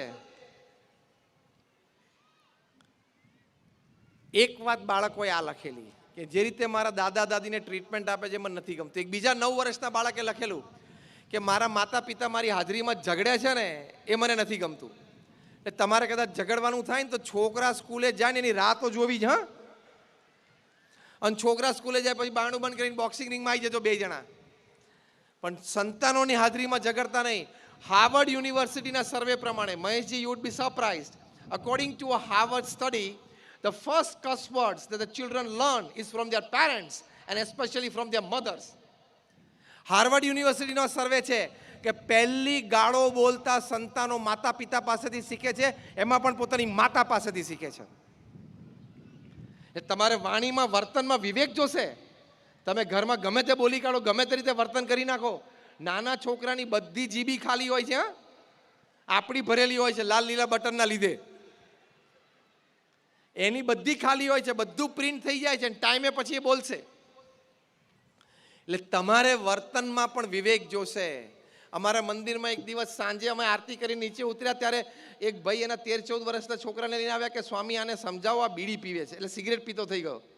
એટલે અમારા સંતે પૂછ્યું કે તમે જોયું જાતે કે કોકની કીધેલી વાત સાંભળો છો કે કહો છો? કે ના સ્વામી, રૂબરૂ જોયું. પૂછો એને. તો કે હા. પછી અમારા સંત એ બાપ દીકરા સાથે બેઠા અને દીકરાને પડતો મૂકીને પહેલા બાપને પ્રશ્ન પૂછ્યો, તમે સિગરેટ પીવો છો? તે કે હા. બીજો પ્રશ્ન પૂછ્યો, ઓફિસમાં પીવો કે ઘરે? કે ઘરે કોઈ વખત પીવું છું ને. ત્રીજો પ્રશ્ન પૂછ્યો કે ઘરે તમે બેઠા હો ને સિગરેટનો ટાઈમ થઈ ગયો અને સિગરેટ પીવાનું મન થયું હોય ને એ વખતે ઘરમાં સિગરેટ ના હોય તો આ છોકરાને પાનના ગલે મોકલ્યો છે? તો કે હા. અમારા સંત કે ચેપ્ટર પૂરું થઈ ગયું. તમને સિગરેટ પીતા જોયા, તમે એના પાનના ગલ્લે મોકલ્યો એટલે એ તરફ એના પગ વળ્યા. હવે ત્રીજો એક છેલ્લો કાર્યક્રમ બાકી હતો, જાતે કરી લીધો, બીજું શું. એટલે આપણે વર્તનમાં વિવેક જોઈએ તો સંસ્કાર, તો પરિવાર ઉત્સવ ચાલે. પરિવાર ઉત્સવમાં સંસ્કાર અગત્યની વાત છે, અને એ સંસ્કાર પ્રાપ્ત થયા હોય એ જુદા તેજસ્વી હોય. 2007ની સાલમાં અમે બીએપીએસ સંસ્થાનો શતાબ્દી મહોત્સવ ઉજવેલો અમદાવાદમાં. 3 લાખ માણસની સભા બેઠેલીની વચ્ચે ઇંગ્લેન્ડનો એક યુવાન દીક્ષિત, જે નાનપણથી બીએપીએસ સંસ્થામાં ઉછરીને મોટો થયો છે, બાળ મંડળ, કિશોર મંડળમાં, એને પ્રસ્તુત કરવામાં આવ્યો અને પ્રમુખ સ્વામી મહારાજે 3 લાખ લોકોની વચ્ચે એ યુવાનનું સન્માન કરેલું. એનું કારણ એ હતું કે દીક્ષિત છોકરો, એને નાનપણથી એવો સંકલ્પ હતો કે મારે ગ્રાફિક ડિઝાઇન અને ફોટોગ્રાફીનો કોર્સ કરવો છે. એની રસ રુચિની વાત હતી અને એની માટે યુરોપની નંબર 1 કોલેજ રેવન્સલેન્ડ યુનિવર્સિટીમાં એને એડમિશનની ઈચ્છા હતી અને એને એડમિશન મળી ગયું. મનગમતો કોર્સ, મનગમતી યુનિવર્સિટી. એડમિશન મળ્યું અને બીજા દિવસે એમના માતૃશ્રીને પેરાલિસિસનો સ્ટ્રોક આવ્યો. એમના માતૃશ્રી સિંગલ મોમ હતા, એટલે કે ડિવોર્સી હતા. ઘરમાં દીક્ષિત અને એના માતૃશ્રી 2 જ રહે. એની મધર નાની મોટી જોબ કરીને એક પરિવારનું પોષણ કરે. હવે ત્યાં ઇંગ્લેન્ડમાં તો કોઈ પરિવારજન મળે નહીં અને સામાન્ય મધ્યમવર્ગીય પરિવાર હોય એને નર્સ 24 કલાકના રાખવા એ પોસાય નહીં. દીક્ષિતે ઈમેલ મૂકી દીધો યુનિવર્સિટીમાં કે હું મારું એડમિશન જતું કરું છું, મારે ઘરમાં મારી જરૂરિયાત, મારી હાજરી હોવી જરૂરી છે, એટલે હું મારું એડમિશન ફોરગો કરું છું, તમે બીજા કોકને એડમિશન આપી શકો છો. 2 વાર કાઉન્સેલિંગ કર્યું યુનિવર્સિટી, પણ એને ના પાડી. એ ફિઝિયોથેરાપી શીખ્યો, કારણ કે ઇંગ્લેન્ડમાં કંઈ સામાન્ય મધ્યમ વર્ગના પરિવાર પાસે આ બધું પોસાય નહીં, અને એના માતૃશ્રીની એને 2 વર્ષ સેવા કરી. પેરાલિસિસના સ્ટ્રોકમાં આમ સંપૂર્ણ almost like semi bed ridden જેવા હતા. માતાની સેવા કરી, 2 વર્ષમાં લગભગ 80% સુધારો થયો. રેવન્સલેન્ડ યુનિવર્સિટીના સંચાલકોને ખબર પડી કે આ છોકરાએ એની માતૃશ્રીની સેવા માટે પોતાનો મનગમતો કોર્સ અને મનગમતી યુનિવર્સિટીમાં એડમિશન મળતું હતું એ છોડ્યું છે. રેવન્સલેન્ડ યુનિવર્સિટીએ સામેથી એને એપ્રોચ કરીને કીધું કે આ વર્ષે તને વગર એન્ટ્રન્સ ટેસ્ટે અમે એન્ટ્રન્સ આપીશું. પણ આને પરિવાર ઉત્સવ કહેવાય, પરિવારોત્સવ કહેવાય, કે માતા પિતાની સેવાની આવી ભાવના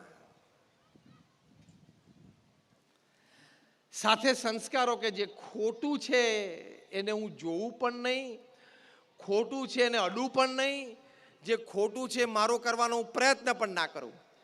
જે પૈસા, જે સમૃદ્ધિ, જે પ્રોપર્ટી આપણી નથી એની સામે જોવાનું પણ નહીં, થૂકવાનું પણ નહીં. એ ગૌરવ સાથે તો બધાએ જીવનનું એ પરિવારમાં મોટા સંસ્કાર છે. પરિવારમાં વડીલોએ બધાએ સંતાનોને શીખવાડું કે બેટા અણહકના પૈસા અડવા જ નહીં. આ બહુ મોટા સંસ્કાર છે ગોવિંદ કાકા, બરોબર? બહુ જ મોટા સંસ્કાર છે કે જે પૈસા, જે સમૃદ્ધિ, જે પ્રોપર્ટી આપણી નથી એની સામે આપણે જોવાનું પણ નહીં. આ સંસ્કાર છે મોટા. તો તમે 70-80 વર્ષની ઉંમરે તમારી મૃત્યુશૈયા ઉપર ત્યારે ઉન્નત મસ્તક સાથે જીવી શકો કે yes I lead my life. Mahesh, it is an important ethic, isn't it? The money that does not belong to me, the property that does not belong to me, I won't even look at it. I don't even touch it. આ આપણા સંસ્કાર છે. આ આપણે સંસ્કાર આપણા સંતાનોને શીખવાડવાના.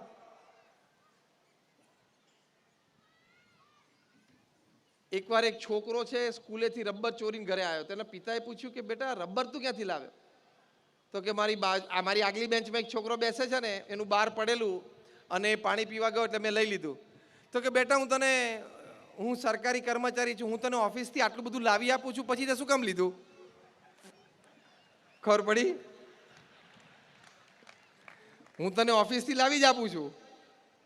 હવે બાપે એવી રીતે જ લાવતો હતો, પછી સંસ્કાર છોકરામાં કઈ રીતે પડે? આવા જ પડવાના. એટલે એ સત્યનિષ્ઠાના સંસ્કાર આપવાના. બીજી એક અગત્યની વાત છે. પ્રમુખ સ્વામી મહારાજ એક વખત વિદ્યાનગરમાં હતા. એક વ્યક્તિ એમની 2 દીકરીઓની કંકોત્રી લઈને આવ્યા અને પ્રમુખ સ્વામી મહારાજને કહ્યું કે મારી 2 દીકરીના એક જ માંડવે મેં લગ્ન લીધા છે, આપ આશીર્વાદ આપો, બંને સુખી થાય. પ્રમુખ સ્વામી મહારાજે એ ભાઈના હાથમાંથી કંકોત્રી લઈ ઠાકોરજીને ધરાવી અને પછી એમને પાછી આપી કે અમે પ્રાર્થના કરીએ છીએ કે બંને સુખી થાય. પછી પ્રમુખ સ્વામી મહારાજ એનો હાથ પકડીને કહ્યું, હવે સાંભળજો કે તમારી બંને દીકરીઓને કહેજો કે સાસરે જાય છે તો સાસુ સસરા એના મા બાપ છે એમ માને. પ્રમુખ સ્વામી મહારાજ જાહેરમાં કહેતા કે સાસુ સસરાએ માનવાનું કે વહુ મારા ઘરમાં આવી છે, મારી દીકરી છે. એ ભાવના રાખવાની, અભિગમ રાખવાનો અને વર્તનમાં, વાણીમાં એ પ્રતિબિંબિત થવો જોઈએ. બીજી વાત પ્રમુખ સ્વામી મહારાજે કહી કે તમારી દીકરીને કહેજો કે સાસરે જઈને 2 વર્ષ સુધી મૌન રહે, એક શબ્દ ના બોલે. કદાચ એના સાસુ સસરા એને ટોકે, વઢે, એ ખોટા હોય તો એ વખતે સામું ન બોલે. આમાં કંઈ ખોટું સહન કરી લેવાની વાત નથી. પ્રમુખ સ્વામી મહારાજે શીખવાડ્યું કે વડીલ છે, સાસુ સસરા કદાચ બોલે તો એ વખતે તો સાંભળી જ લેવાનું. એ ખોટા હોય અને આપણે સાચા હોઈએ તો પણ સાંભળી લેવાનું.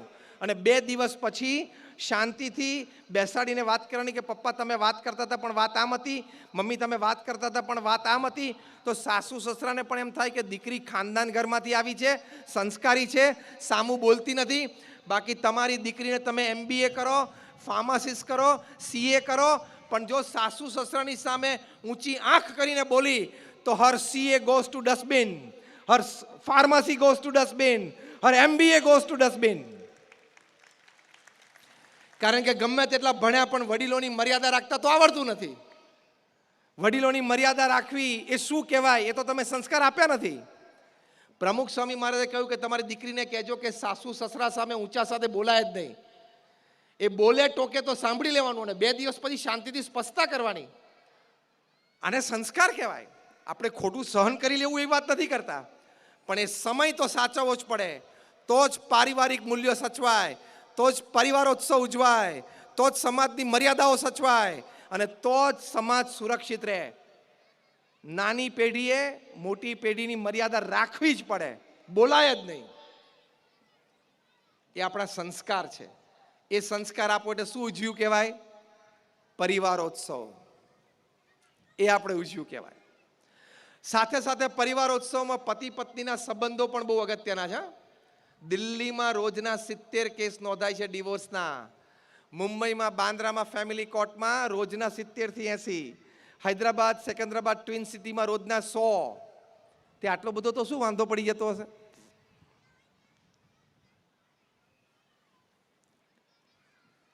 અમેરિકામાં ડિવોર્સ કપલ્સ એટલે ડિવોર્સ લોયર્સની મીટિંગ થઈ, જે વકીલો છૂટાછેડા કરાવતા હોય. 300 વકીલો ભેગા થયા. 3 દિવસનો આ કોન્ફરન્સ અને બ્રેઇન સ્ટોર્મિંગ સેશન.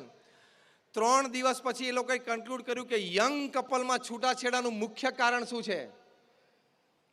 5 મુખ્ય કારણ. The principal 5 reasons of divorce among young couples. 5 મુખ્ય કારણમાં એક કારણ પહેલું શું આવ્યું? Over exposure to social networking sites. Social નેટવર્કિંગની સાઇટ ઊભી કરે, ત્યાં બ્રાઝિલમાં કોકની સાથે મિત્રતા ચાલુ કરે ને આર્જેન્ટિનામાં ચાલુ કરે. તું અહીંયા કતારગામ ને વેસુ ને વરાછા ઓછા પડે તને? તે બ્રાઝિલ ને આર્જેન્ટિના સુધી પહોંચી ગયો. ઓનલાઈન મિત્રતા થઈ જાય અને ઓનલાઈન મિત્રતા થાય પછી લગ્નેતર સંબંધો બંધાય અને પારિવારિક ઉત્સવ સત્યનાશ થઈ જાય. તમે સોશિયલ નેટવર્કિંગ સાઇટ ઉપર જાઓ એટલે એક્સ્ટ્રા મેરિટલ રિલેશનશિપ ચાલુ થશે જ અને પ્રશ્ન આવશે જ. એ તો હજી આધાર કાર્ડ લિંક થાય છે. આધાર કાર્ડ નેટ સાથે લિંક થશે એટલે ખબર પડશે કે હું 2 વર્ષથી કોકને પિંકી સમજીને એની સાથે ચર્ચા કરતો હતો, એ તો રઘો હતો.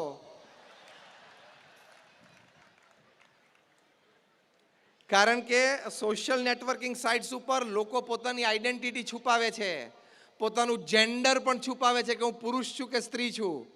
Isn't it, Maheshi? People are hiding their identity and people are hiding their gender as well.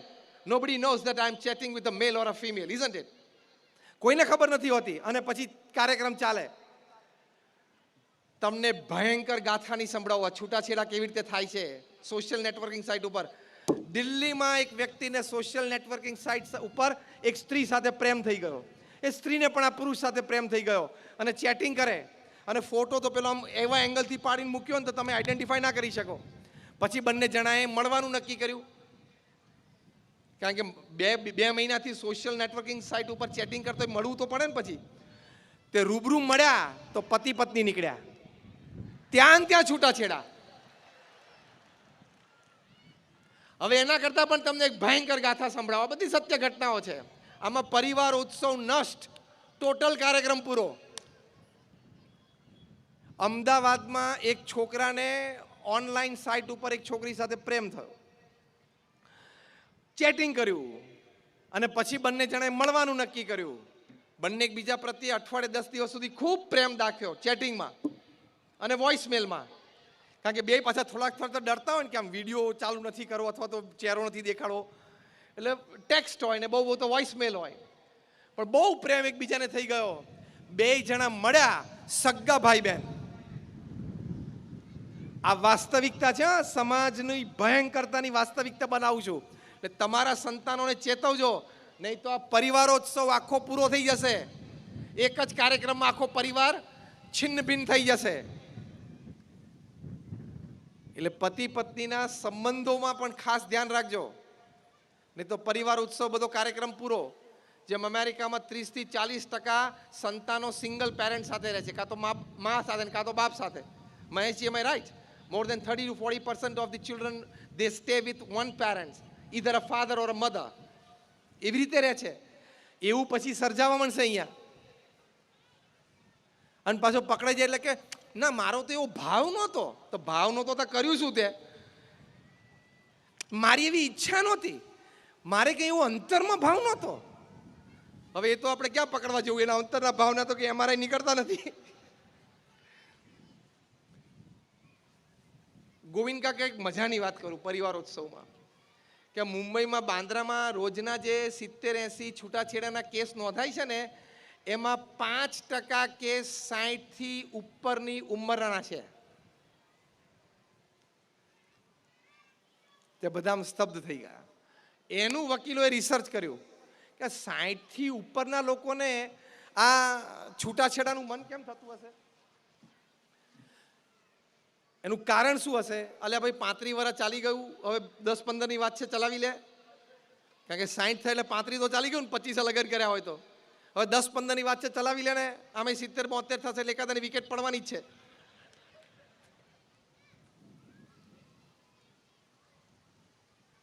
તેના સંશોધન પછી ખબર પડી 5 મુખ્ય કારણમાંનું એક કારણ 60થી ઉપરના લોકોમાં ડિવોર્સ થાય, છૂટાછેડા માટે નોંધાવે છે. એમાં 5 મુખ્ય કારણમાંનું એક કારણ ખબર છે? બેડરૂમમાં પંખાની સ્પીડ. એકને 1 ઉપર જોઈતો હોય અને એકને 5 ઉપર જોઈતો હોય, એકને AC 18 જોઈએ અને એકને 25 જોઈએ. છૂટાછેડા. એટલે એક ગોદરું વધારે ઉઠી લે, છૂટું ના પડાય. અને એક ગોદરાથી ના પતતો તો પલંગ નીચે ઘૂસી જા, પણ એમ છૂટું પડાય નહીં. બીજું કારણ તમને ખબર છે? જો આપણા માનસિક આપણી કેટલી દરિદ્રતા છે. બીજું રીઝન 60થી ઉપરના લોકોના ડિવોર્સમાં, જો આ પરિવારોત્સવ મોટી ઉંમરે પણ કેવો બગડે છે, જે વિષય ઉપર આપણે વાત કરીએ છીએ. બીજું મોટું કારણ શું આપ્યું ખબર છે? મહેશજી, you would be surprise. The second important reason for divorce among couples above 60. Suddenly my spouse has lost the sense of dressing. એટલે પતિ કે પત્ની બેમાંથી એક શું નોંધાવે છૂટાછેડાનું કારણ? કે મારા જીવન સાથીને ડ્રેસિંગ સેન્સ જતી રહી છે. એટલે 60 વર્ષે જબ્બો લેંગો પહેરેમાં બધું આવી ગયું.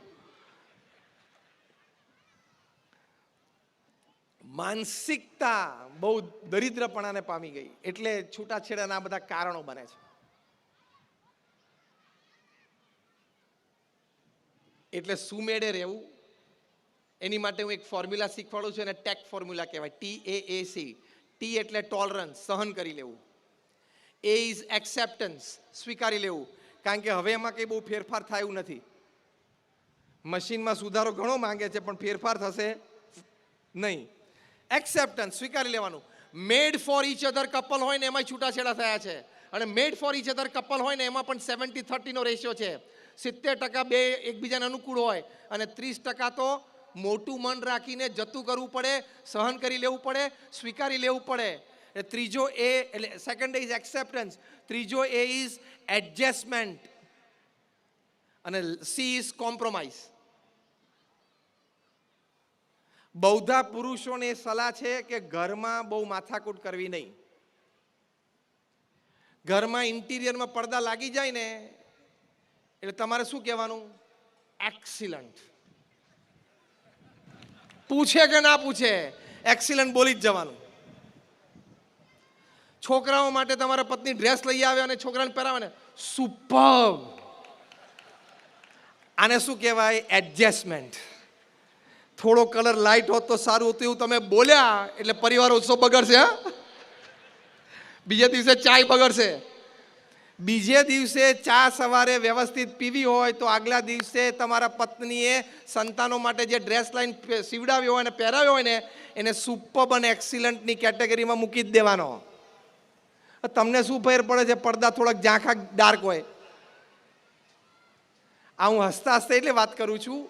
આ એક મેં જોકની દ્રષ્ટિએ વાત કરી, પણ કહેવાનું શું? સ્વીકારી લેવાનું, મોટું મન રાખવાનું, જતું કરવાનું, નાની નાની વાતમાં ચૂં નહીં કરવાનું, નહીં તો આ પરિવારોત્સવ બધો બગડી જશે. બિચારા એક છોકરાએ એના પપ્પાને પૂછ્યું કે પપ્પા મને મનમાં મોટો પ્રશ્ન છે. તો પપ્પા કે શેનો પ્રશ્ન?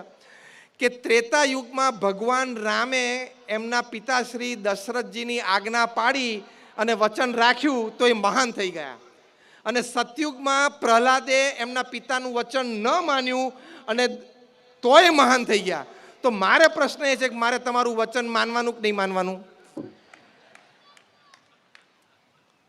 ભગવાન રામે પિતાનું વચન માન્યું તો મહાન થઈ ગયા, અને પ્રહલાદે વચન ન માન્યું તોય મહાન થઈ ગયા. તો મારે તમારું વચન રાખવું કે નહીં રાખવું? પિતામાં પ્રશ્ન મૂંઝવણમાં આવે કે નહીં? પિતા કે બેટા, સતયુગની વાત જુદી છે, ત્રેતાયુગની વાત જુદી છે, અત્યારે આપણે કળિયુગમાં જીવીએ છીએ એટલે અત્યારની વાત જુદી હોય. અત્યારે કળિયુગમાં મારે કે તારે બેમાંથી જેને પણ અથવા બંને મહાન થવું હશે તો આપણે બંને તારા મમ્મીની વાત માનવી પડશે.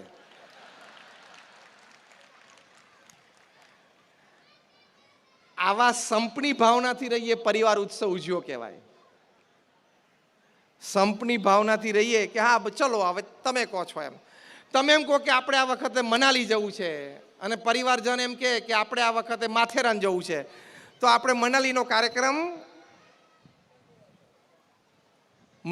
કાર્યક્રમ આવતા વર્ષે રાખવાનો. મનાલીએ રહેવાનું છે અને તુંય રહેવાનો છું, પણ આ વખતે મનાલી જઈશ તો આ નથી રહેવાનો. એટલે થોડું આ એડજસ્ટમેન્ટ કહેવાય. તમને આશ્ચર્ય થશે, પ્રમુખ સ્વામી મહારાજ, તમારે તો 2 સંતાનો, અમે 1200 સંતાનો. તમારા સંતાનો તો તમારો ઉછેર, તમારું લોહી, તમારું ભણતર. અમે 1200 સંતો, કોઈને પ્રમુખ સ્વામી મહારાજ સાથે કોઈ બીજો સંબંધ નહીં, છતાં અમને 1200 સંતોને પ્રેમથી ઉછેર્યા. શાસ્ત્રોમાં વાત છે કે saint can love like 1000 mothers. એક સંત છે 1000 માતાનો પ્રેમ આપી શકે. શાસ્ત્રમાં વાત છે, એ અમે પ્રમુખ સ્વામી પાસે અનુભવ્યું છે. આજે મહંત સ્વામી મહારાજ પાસે અમે અનુભવીએ છીએ. અમે બધા સંતો બેઠા છીએ, આખી સંસ્થાના બધા સંતોને તમે પૂછો, એક સંતને પ્રમુખ સ્વામી મહારાજ સાથે 100 પ્રસંગો બનેલા છે. એક સંત બીમાર હોય તો પ્રમુખ સ્વામી મહારાજના વ્યક્તિગત ફોન, પત્ર અને મુલાકાત. ત્યાં સારંગપુરમાં અમારા યોગમુનિ સ્વામી બીમાર હતા. 1 મહિના સુધી પ્રમુખ સ્વામી મહારાજ રોજ એમની રૂમમાં, એમના પલંગ ઉપર સાથે બેસીને એમની સાથે વાર્તાલાપ કરીને ખબર અંતર પૂછ્યા છે. આવો પ્રસંગ તો પૃથ્વી ઉપર બીજો નહીં બન્યો હોય કે તમારા કોઈ મિત્ર કે પરિવારજન બીમાર હોય અને 1 મહિના સુધી રોજ તમે ખબર કાઢવા જાઓ. 1 મહિના સુધી પોતાના શેડ્યુલમાંથી બહાર નીકળીને રોજ ખબર કાઢવા જાય. આને પરિવાર ઉત્સવ કહેવાય. This is family values. એટલે તમારા વાણી, વર્તન, વિવેક, પતિ પત્નીના સંબંધો, એની ઉપર અત્યંત જાણપણું રાખજો. કારણ કે સંબંધ બંધાતા વર્ષો જાય, સંબંધ તૂટતા કાચી સેકન્ડ થાય. પતિ પત્નીને એકબીજાના ચારિત્ર વિશે થોડીક પણ શંકા જશે, પરિવાર ઉત્સવ પૂરો થઈ જશે. પ્રમુખ સ્વામી મહારાજ આની માટે એક સરસ વાક્યમાં સલાહ આપતા હતા. બહુ જ સરસ વાક્ય છે કે પતિ પત્ની તમે લગ્ન કર્યા એટલે કે તમે અગ્નિની સાક્ષીએ જોડાયા. હવે એવો નિર્ણય કરવો કે અગ્નિની સાક્ષીએ છૂટા પડશું. ખબર પડી? 2માંથી 1નો અગ્નિ સંસ્કાર થાય ને ત્યારે છૂટા પડશું, ત્યાં સુધી ભેગા રહેવાનું, એવો નિર્ણય કરવાનો. અને 70-30નો રેશિયો જાળવી રાખવાનો. 70% બધું અનુકૂળ ચાલશે લગ્ન જીવનમાં, 30% સહન કરી લેવાનું, સ્વીકારી લેવાનું, મોટું મન રાખવાનું, જતું કરવાનું, કોમ્પ્રોમાઇઝ રાખવાનું. અને આ કરતાં કરતાં પાછું મોઢું ચડેલું રાખીને ઘરમાં નહીં ફરવાનું. હા, કરીને ફર્યા કરે તેને શું દિવેલ પીધેલું મોઢું થઈ ગયું? તને ક્યાં કહો કે 2 દિવસ જૂની ખીચડી ખવડાવી દીધી છે, તે આફરો ચડ્યો છે? સ્માઇલિંગ ફેસ સાથે પરિવારમાં સવારે તમે બેડરૂમમાંથી બહાર નીકળો એટલે your face should be smiling, isn't it? You should be smiling in your family through out the day. તમે ઓફિસમાં જાઓ તો સ્માઇલિંગ ફેસ રાખો ને. ચહેરા ઉપર સ્મિત રાખવામાં ક્યાંક પૈસા દેવા પડે છે? પરિવાર ઉત્સવ ઉજવવો હોય તો ચહેરા પર હંમેશા સ્મિત રાખવાનું. મનગમતું થયું તો પણ સ્મિત, મનગમતું ના થયું તો આપણા પરિવારજનનું જ કોકનું મનગમતું થયું છે ને, મનાલીના બદલે માથેરાન, તો પણ ચહેરા ઉપર સ્મિત રાખવાનું. આને કહેવાય પરિવાર ઉત્સવ. કે મારું ના થયું પણ મારા દીકરાના મનમાં તો એ થયું ને, મારું ના થયું પણ મારા પત્નીના મનમાં તો એ તો થયું છે ને, મારું ના થયું પણ મારા દીકરીના મનનું તો થયું છે ને. આવું બધાય સમજવાનું. મારું કેમ ના થયું એ વિચારો એટલે પરિવાર ઉત્સવ ઉપર ચોકડી. મારું નથી થયું પણ મારા પરિવારજનનું તો કોકનું મનનું રખાણું ને, એની ઈચ્છા પ્રમાણે તો થયું ને, તો રાજી રહેવાનું. You are a family. This is called family celebration, this is called family festival. આને પરિવારોત્સવ કહેવાય. અને છેલ્લી વાત હું 5 મિનિટમાં પૂરું કરું છું. ભગવાન પ્રત્યેની શ્રદ્ધા અને ભક્તિ તમારા પરિવારજનોને કેળવાઓ. પ્રમુખ સ્વામી મહારાજ એક વાત બહુ સુંદર કરતા કે તમારા પરિવારજનોને ભગવાન પ્રત્યેની શ્રદ્ધા અને ભક્તિ દ્રઢ કરાવો. કારણ કે હું હવે પ્રેક્ટિકલ વાત કરું છું, થિયરીની, મોક્ષની અને સ્વર્ગની વાતો હમણાં આપણે નથી કરવી. બહુ પ્રેક્ટિકલ. ભગવાન પ્રત્યેની શ્રદ્ધા અને ભક્તિથી તમને શું લાભ છે? તો પહેલી અગત્યની વાત છે, જ્યારે યુગાન્ડામાં 1972ની સાલમાં ઈદી અમીને બધાને કાઢી મૂક્યા, એશિયન્સને, ઇન્ડિયન્સને, ગુજરાતીઓને, એ વખતે ઘણા બધા લંડન ગયા, ઘણા બધા ઇન્ડિયા આવ્યા. એમાં જે ઘણા બધા લંડન ગયા એ લોકો તો ત્યાં સામાન્ય નોકરી ચાલુ કરી દીધી. યુગાન્ડામાં મોટી મોટી દુકાનો હતી, મોટા મોટા ધંધા હતા, 8-10 બેડરૂમના બંગલા હતા, 2-5 ગાડીઓ હતી, ઘરમાં 8-10 આફ્રિકન નોકરો હતા. એ બધું છોડીને 72 કલાકમાં લંડનમાં રોડ ઉપર આવી ગયા. કેવો આઘાત લાગે, કેવો શોક, કેવો સેટબેક. ચાર્લ્સ કનિંગહેમ નામના એક બ્રિટિશ ઇતિહાસકારે બહુ જ સરસ એક આ સંબંધી પુસ્તક લખ્યું છે. અને આ પુસ્તકમાં એમણે લખ્યું કે આ બધાને શોખ તો હતો, ડઘાઈ તો ગયેલા, પણ કોઈ સ્ટ્રેસમાં નહીં, કોઈ ટેન્શનમાં નહીં, કોઈ આપઘાત નથી કર્યો. 2000 આપણા ગુજરાતીઓનો ઇન્ટરવ્યૂ લઈને ચાર્લ્સ કનિંગહેમે આ પુસ્તક લખ્યું છે. અને આ પુસ્તકમાં એને લખ્યું છે કે આટલા સેટબેક અને શોક પછી પણ આ લોકો સ્થિર રહી શક્યા. હા, દુઃખ છે પણ સ્થિર રહી શક્યા. એનું કારણ દે હેડ સિંગ્યુલર ફેથ ઇન ગોડ. એ લોકોને ભગવાનમાં શ્રદ્ધા હતી કે યુગાન્ડામાં જાઓ જલાલી હતી એ ભગવાનની ઈચ્છા, છોડવું પડ્યું એ પણ ભગવાનની ઈચ્છા. જે હમણાં ગોવિંદ કાકાએ વાત કરીને કે ઈશ્વર ઈચ્છા સામે કોઈનું ચાલતું નથી. કોરોના વાયરસ હજી કોઈએ જોયો નથી, જે તમે શબ્દ બોલ્યા એ. It is invisible but invincible. એ દેખાતો નથી પણ હજી જ છે. પાછું અત્યારે આપણે બોમ્બેમાં, મહારાષ્ટ્રમાં ચાલુ થઈ ગયું છે.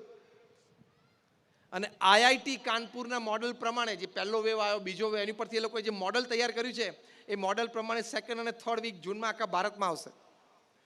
કોઈ એવો ઘાતકી નથી, પણ એક કોરોના જેવા વાયરસ જે દેખાતો નથી એને માનવ જાતનું બધું અભિમાન ઉતારી નાખ્યું. શું અભિમાન? કે તું ગમે તેટલા મોટા બુદ્ધિશાળી હોય, હોશિયાર હોય, વેપાર ધંધો કરતો હોય, આખી પૃથ્વી પરથી માણસ જાતને સાફ કરી નાખવી હોય તો મારામાં તાકાત છે, એવું વાયરસે કહી દીધું ને. આવા તો 500 પ્રકારના વાયરસ ફરે છે. આ તો ભગવાનની કૃપાથી આપણે બચીએ છીએ. કોરોના અને કોરોનાને બચ્ચું કેવડાવે એવા એના બાપ વાયરસ એવા તો કેટલાય છે, આજુબાજુ જ છે, પણ એનાથી રક્ષા ભગવાન આપણી કરે છે. એટલે આમ પાનની પિચકારી ખાતા ખાતા પાનના ગલ્લે ઊભા ઊભા બટન ખુલ્લું રાખી કોણે ભગવાનને જોયા છે? અને કાં તો ભૂલથી બીએસસી થઈ ગયો 2 ટ્રાયલથી, 2 ટ્રાયલ લઈને બીએસસી થયો હોય એ પાછો છાતી ખુલ્લાઈ કે હું ન્યૂટનને ભણ્યો છું, હું આર્કિમિડીઝને ભણ્યો છું, હું આઇન્સ્ટીનને ભણ્યો છું, હું પાસ્કલને ભણ્યો છું, એટલે હું વૈજ્ઞાનિક છું. અલ્યા આ જે 5 નામ તે દીધા ને એ બધા ભગવાનમાં પૂર્ણ શ્રદ્ધા ધરાવતા હતા. તને ખબર છે? એ વિષય એક જુદો છે, લેતો નથી. હું તમને દુનિયાના પ્રથમ 50 વૈજ્ઞાનિકોને ભગવાન પ્રત્યે શું શ્રદ્ધા હતી, શું પ્રાર્થના કરતા હતા એ હું તમને કહી શકું. કોઈક દિવસ જુદો વિષય છે, લેશું. એટલે ભગવાન પ્રત્યેની શ્રદ્ધા છે. ચાર્લ્સ કનિંગહેમે કહ્યું કે એ કઠિન પરિસ્થિતિમાં સ્થિર રહી શકશે. જીવનમાં સૌથી અગત્યની વાત તો આ જ છે ને કે પરિસ્થિતિ અને સંજોગો જ્યારે કઠિન હોય ત્યારે તમે સ્થિર રહી શકવા જોઈએ. પછી એ વ્યક્તિગત જીવનમાં હોય, પારિવારિક જીવનમાં હોય, વ્યવસાયિક જીવનમાં હોય. When the situations are tough, Maheshji, and when it is opposing, you should be able to stabilize yourself, isn't it? And that is the biggest achievement of life. એ જીવનનું સૌથી મોટું અચીવમેન્ટ છે કે કઠણ પરિસ્થિતિમાં તમે સ્થિર રહી શકો. એ મહાન વિચારકે લખ્યું છે કે ભગવાન પ્રત્યેની શ્રદ્ધા હશે ને તો જ તમે રહી શકશો. એ કઈ શ્રદ્ધા? કે ભગવાન જે કરે એ સારા માટે કરે છે. મને પીઠ થપથપાવે અને પ્રશંસા કરે તોય સારું, મને ગાલ ઉપર લાફો મારે તો પણ સારું. એ જે શ્રદ્ધા છે ને કે ભગવાન કરતા હરતા છે. 3 શબ્દ ગોવિંદ કાકાએ વાપર્યા હતા: કર્તુમ, અકર્તુમ અને અન્યથા કર્તુમ. આ વાત ભગવાન વિશે સમજીએ એ શ્રદ્ધા છે. પછી થોડુંક નામ સ્મરણ કરીએ, જે પણ ભગવાનમાં તમે માનતા હો. પછી તમે પ્રાર્થના કરો.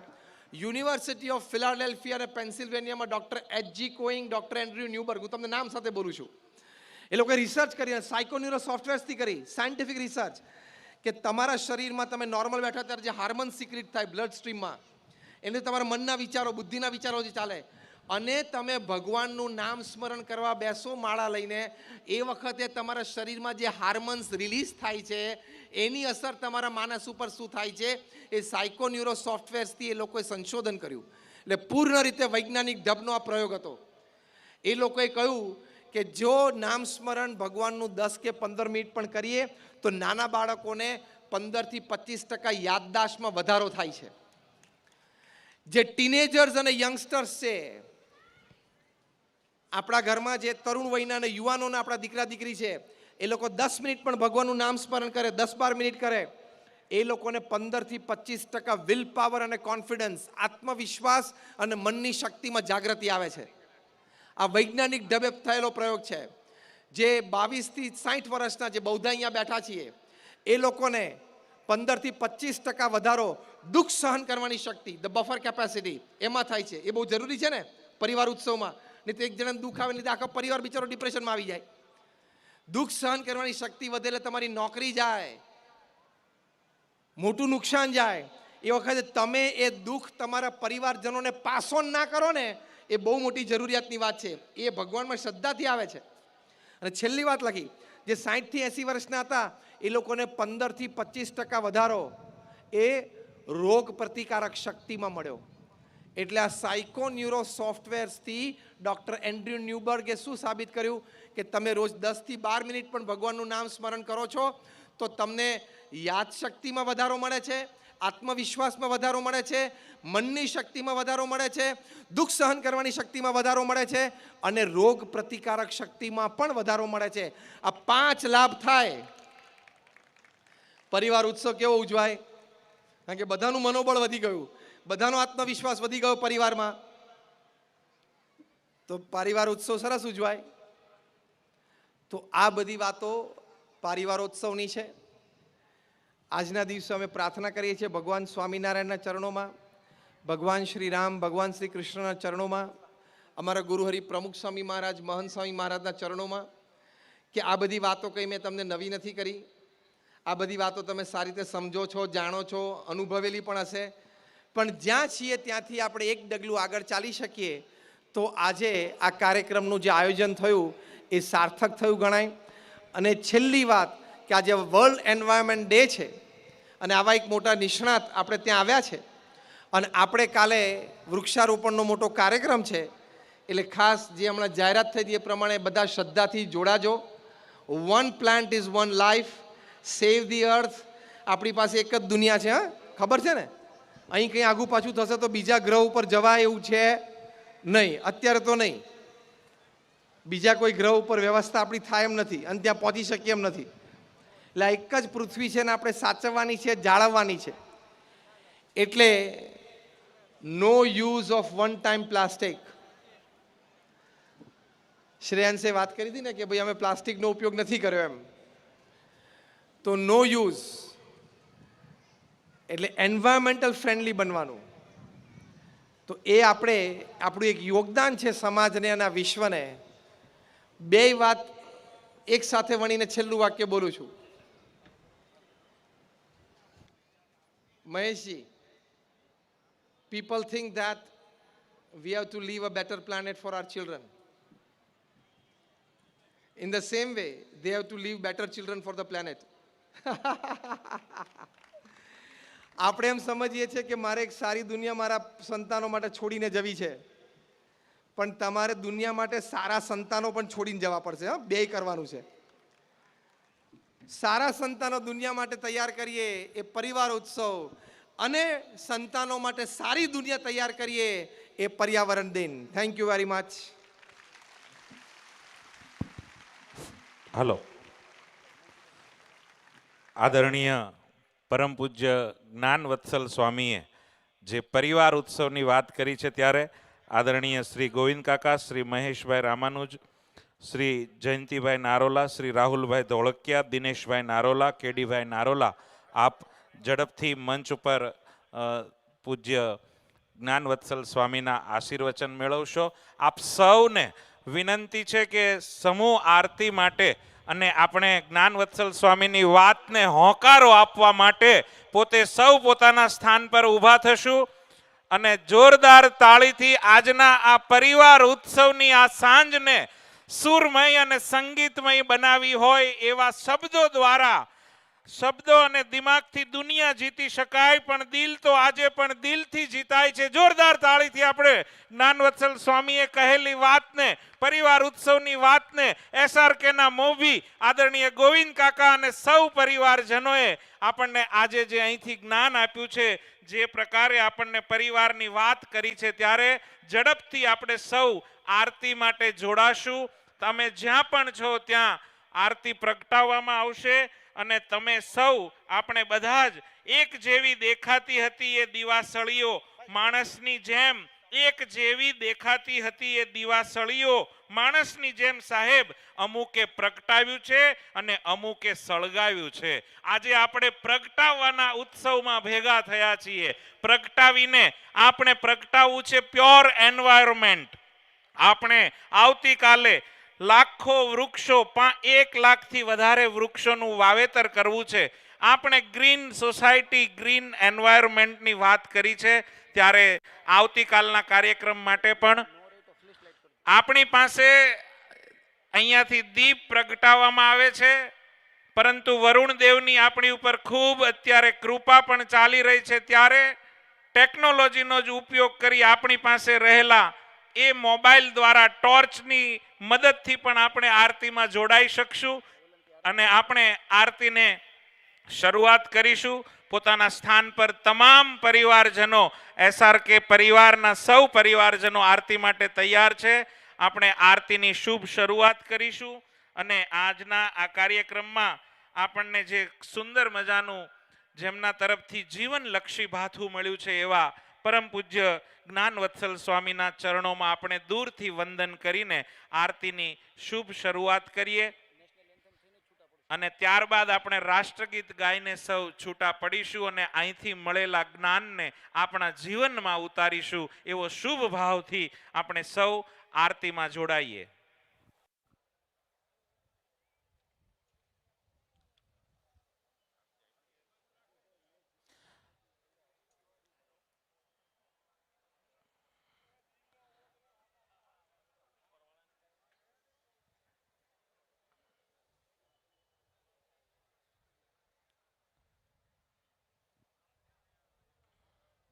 સૌ આરતીની આ સુંદર આરતીનો આપણો આ કાર્યક્રમ, પરમ પૂજ્ય સંતો અહીંયા ઉપસ્થિત છે અને જેમણે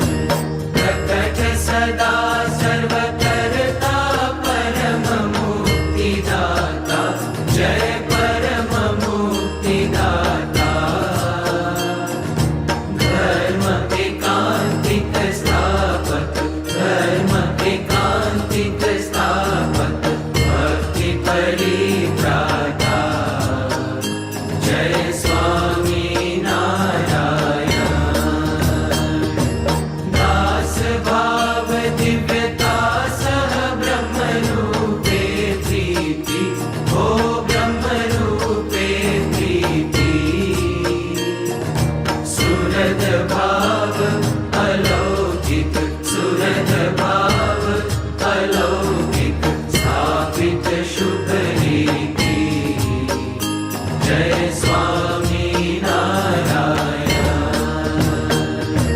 धन्य धन्य मम जीवन तव शरणे सुफलम् ओ तव शरणे सुफलम् यज्ञ पुरुष प्रवर्तित यज्ञ पुरुष प्रवर्तित सिद्धान्तं सुखदम् जय स्वामी नारायण जय स्वामी नारायण जय अक्षर पुरुषोत्तम अक्षर पुरुषोत्तम जय अक्षर पुरुषोत्तम जय दर्शन सर्वोत्तम जय स्वामी नारायण जय अक्षर पुरुषोत्तम जय स्वामी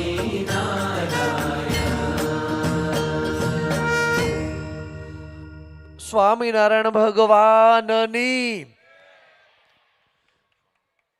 પ્રમુખ સ્વામી મહારાજની મહંત સ્વામી મહારાજની તમામ અહીંયાથી આપણે રાષ્ટ્રગીત માટે તૈયાર થઈએ પહેલા ઝડપથી આભાર વિધિ માટે હું વિનંતી કરીશ આદરણીય નીરવભાઈ નારોલાને કે આપ આભાર વ્યક્ત કરીને ત્યારબાદ રાષ્ટ્રગીતમાં જોડાશું. શ્રી નીરવભાઈને વિનંતી સૌનો આભાર વ્યક્ત કરશે અને આપ સૌ આજ આપણા પેરાવિક ઉત્સવમાં ઉપસ્થિત પૂજ્ય શ્રી જ્ઞાનવત્સલ સ્વામી સાથે આવેલા બધા સ્વામીઓ દાદાજી અને મારા બધા વડીલશ્રીઓ અને સામે SRK પરિવાર અને અમારા આમંત્રણને માન આપીને આવેલા બધા ગેસ્ટો જે આજે રવિવાર છે રજાનો દિવસ છે તો બી આ ઇવેન્ટ માટે 6 વાગ્યાથી લોકો અહીંયા હાજર થઈ રહ્યા છે એ બધાનો ખૂબ ખૂબ આભાર. અને આ ઇવેન્ટને સક્સેસફુલ કરવા માટે જે ટીમોએ મહેનત કરી છે અલગ અલગ જે સિટિંગ અરેન્જમેન્ટ હોય કિચન હોય કેમ કે આપણે ત્યાં બધા જ ફેમિલી મેમ્બરો અહીંયા જમીને આવેલા છે એટલે એ બધી ટીમો આપણને કંઈ દેખાણી નથી પણ બેકમાં જે કામ કરેલું છે જેમાં આવી ગઈ કિચનની ટીમ પાર્કિંગની ટીમ આખું મેનેજમેન્ટ કરવાની ટીમ બધાનો ખૂબ ખૂબ આભાર. આપણે કેવી રીતે બોલે મીડિયા અને પ્રેસવાળાનો બી ખૂબ ખૂબ આભાર કે તમે અહીંયા આવ્યા. ધન્યવાદ. Thank you. ખૂબ ખૂબ આભાર. આપણે સૌ રાષ્ટ્રગીતમાં જોડાઈએ અને સમૂહમાં પોતાના સ્થાન પર ઊભા થઈ અને આપણા આજના કાર્યક્રમને સામૂહિક રીતે પરમ પૂજ્ય જ્ઞાનવત્સલ સ્વામીનો પહેલા જોરદાર તાળીઓથી આપણે આભાર વ્યક્ત કરી એમના શબ્દે શબ્દોનું જીવનમાં જો ઉપયોગ થશે તો એમણે કહેલી હકારાત્મક વાતો આપણા માટે આજીવન સંભારણું બની રહેશે. રાષ્ટ્રગીત માટે સાવધાન. રાષ્ટ્રગીત શરૂ. जनगण मन अधिनायक जय हे भारत भाग्य विधाता पंजाब सिंध गुजरात मराठा द्राविड उत्कल वंगा विंध्य हिमाचल यमुना गंगा उच्चल जलधि तरंगा तव शुभ नामे जागे तव शुभ आशीष मागे गाहे तव जय गाथा जन गण मंगलदायक जय हे भारत भाग्य विधाता जय हे जय हे जय हे जय जय जय जय हे. भारत माता की, भारत माता की वंदे. ખૂબ ખૂબ શુભરાત્રિ સૌને. અહીંયા ઉપસ્થિત તમામ આમંત્રણને માન આપીને પધારેલા સૌ મહેમાનશ્રીઓનો પણ અમે આભાર વ્યક્ત કરીએ છીએ.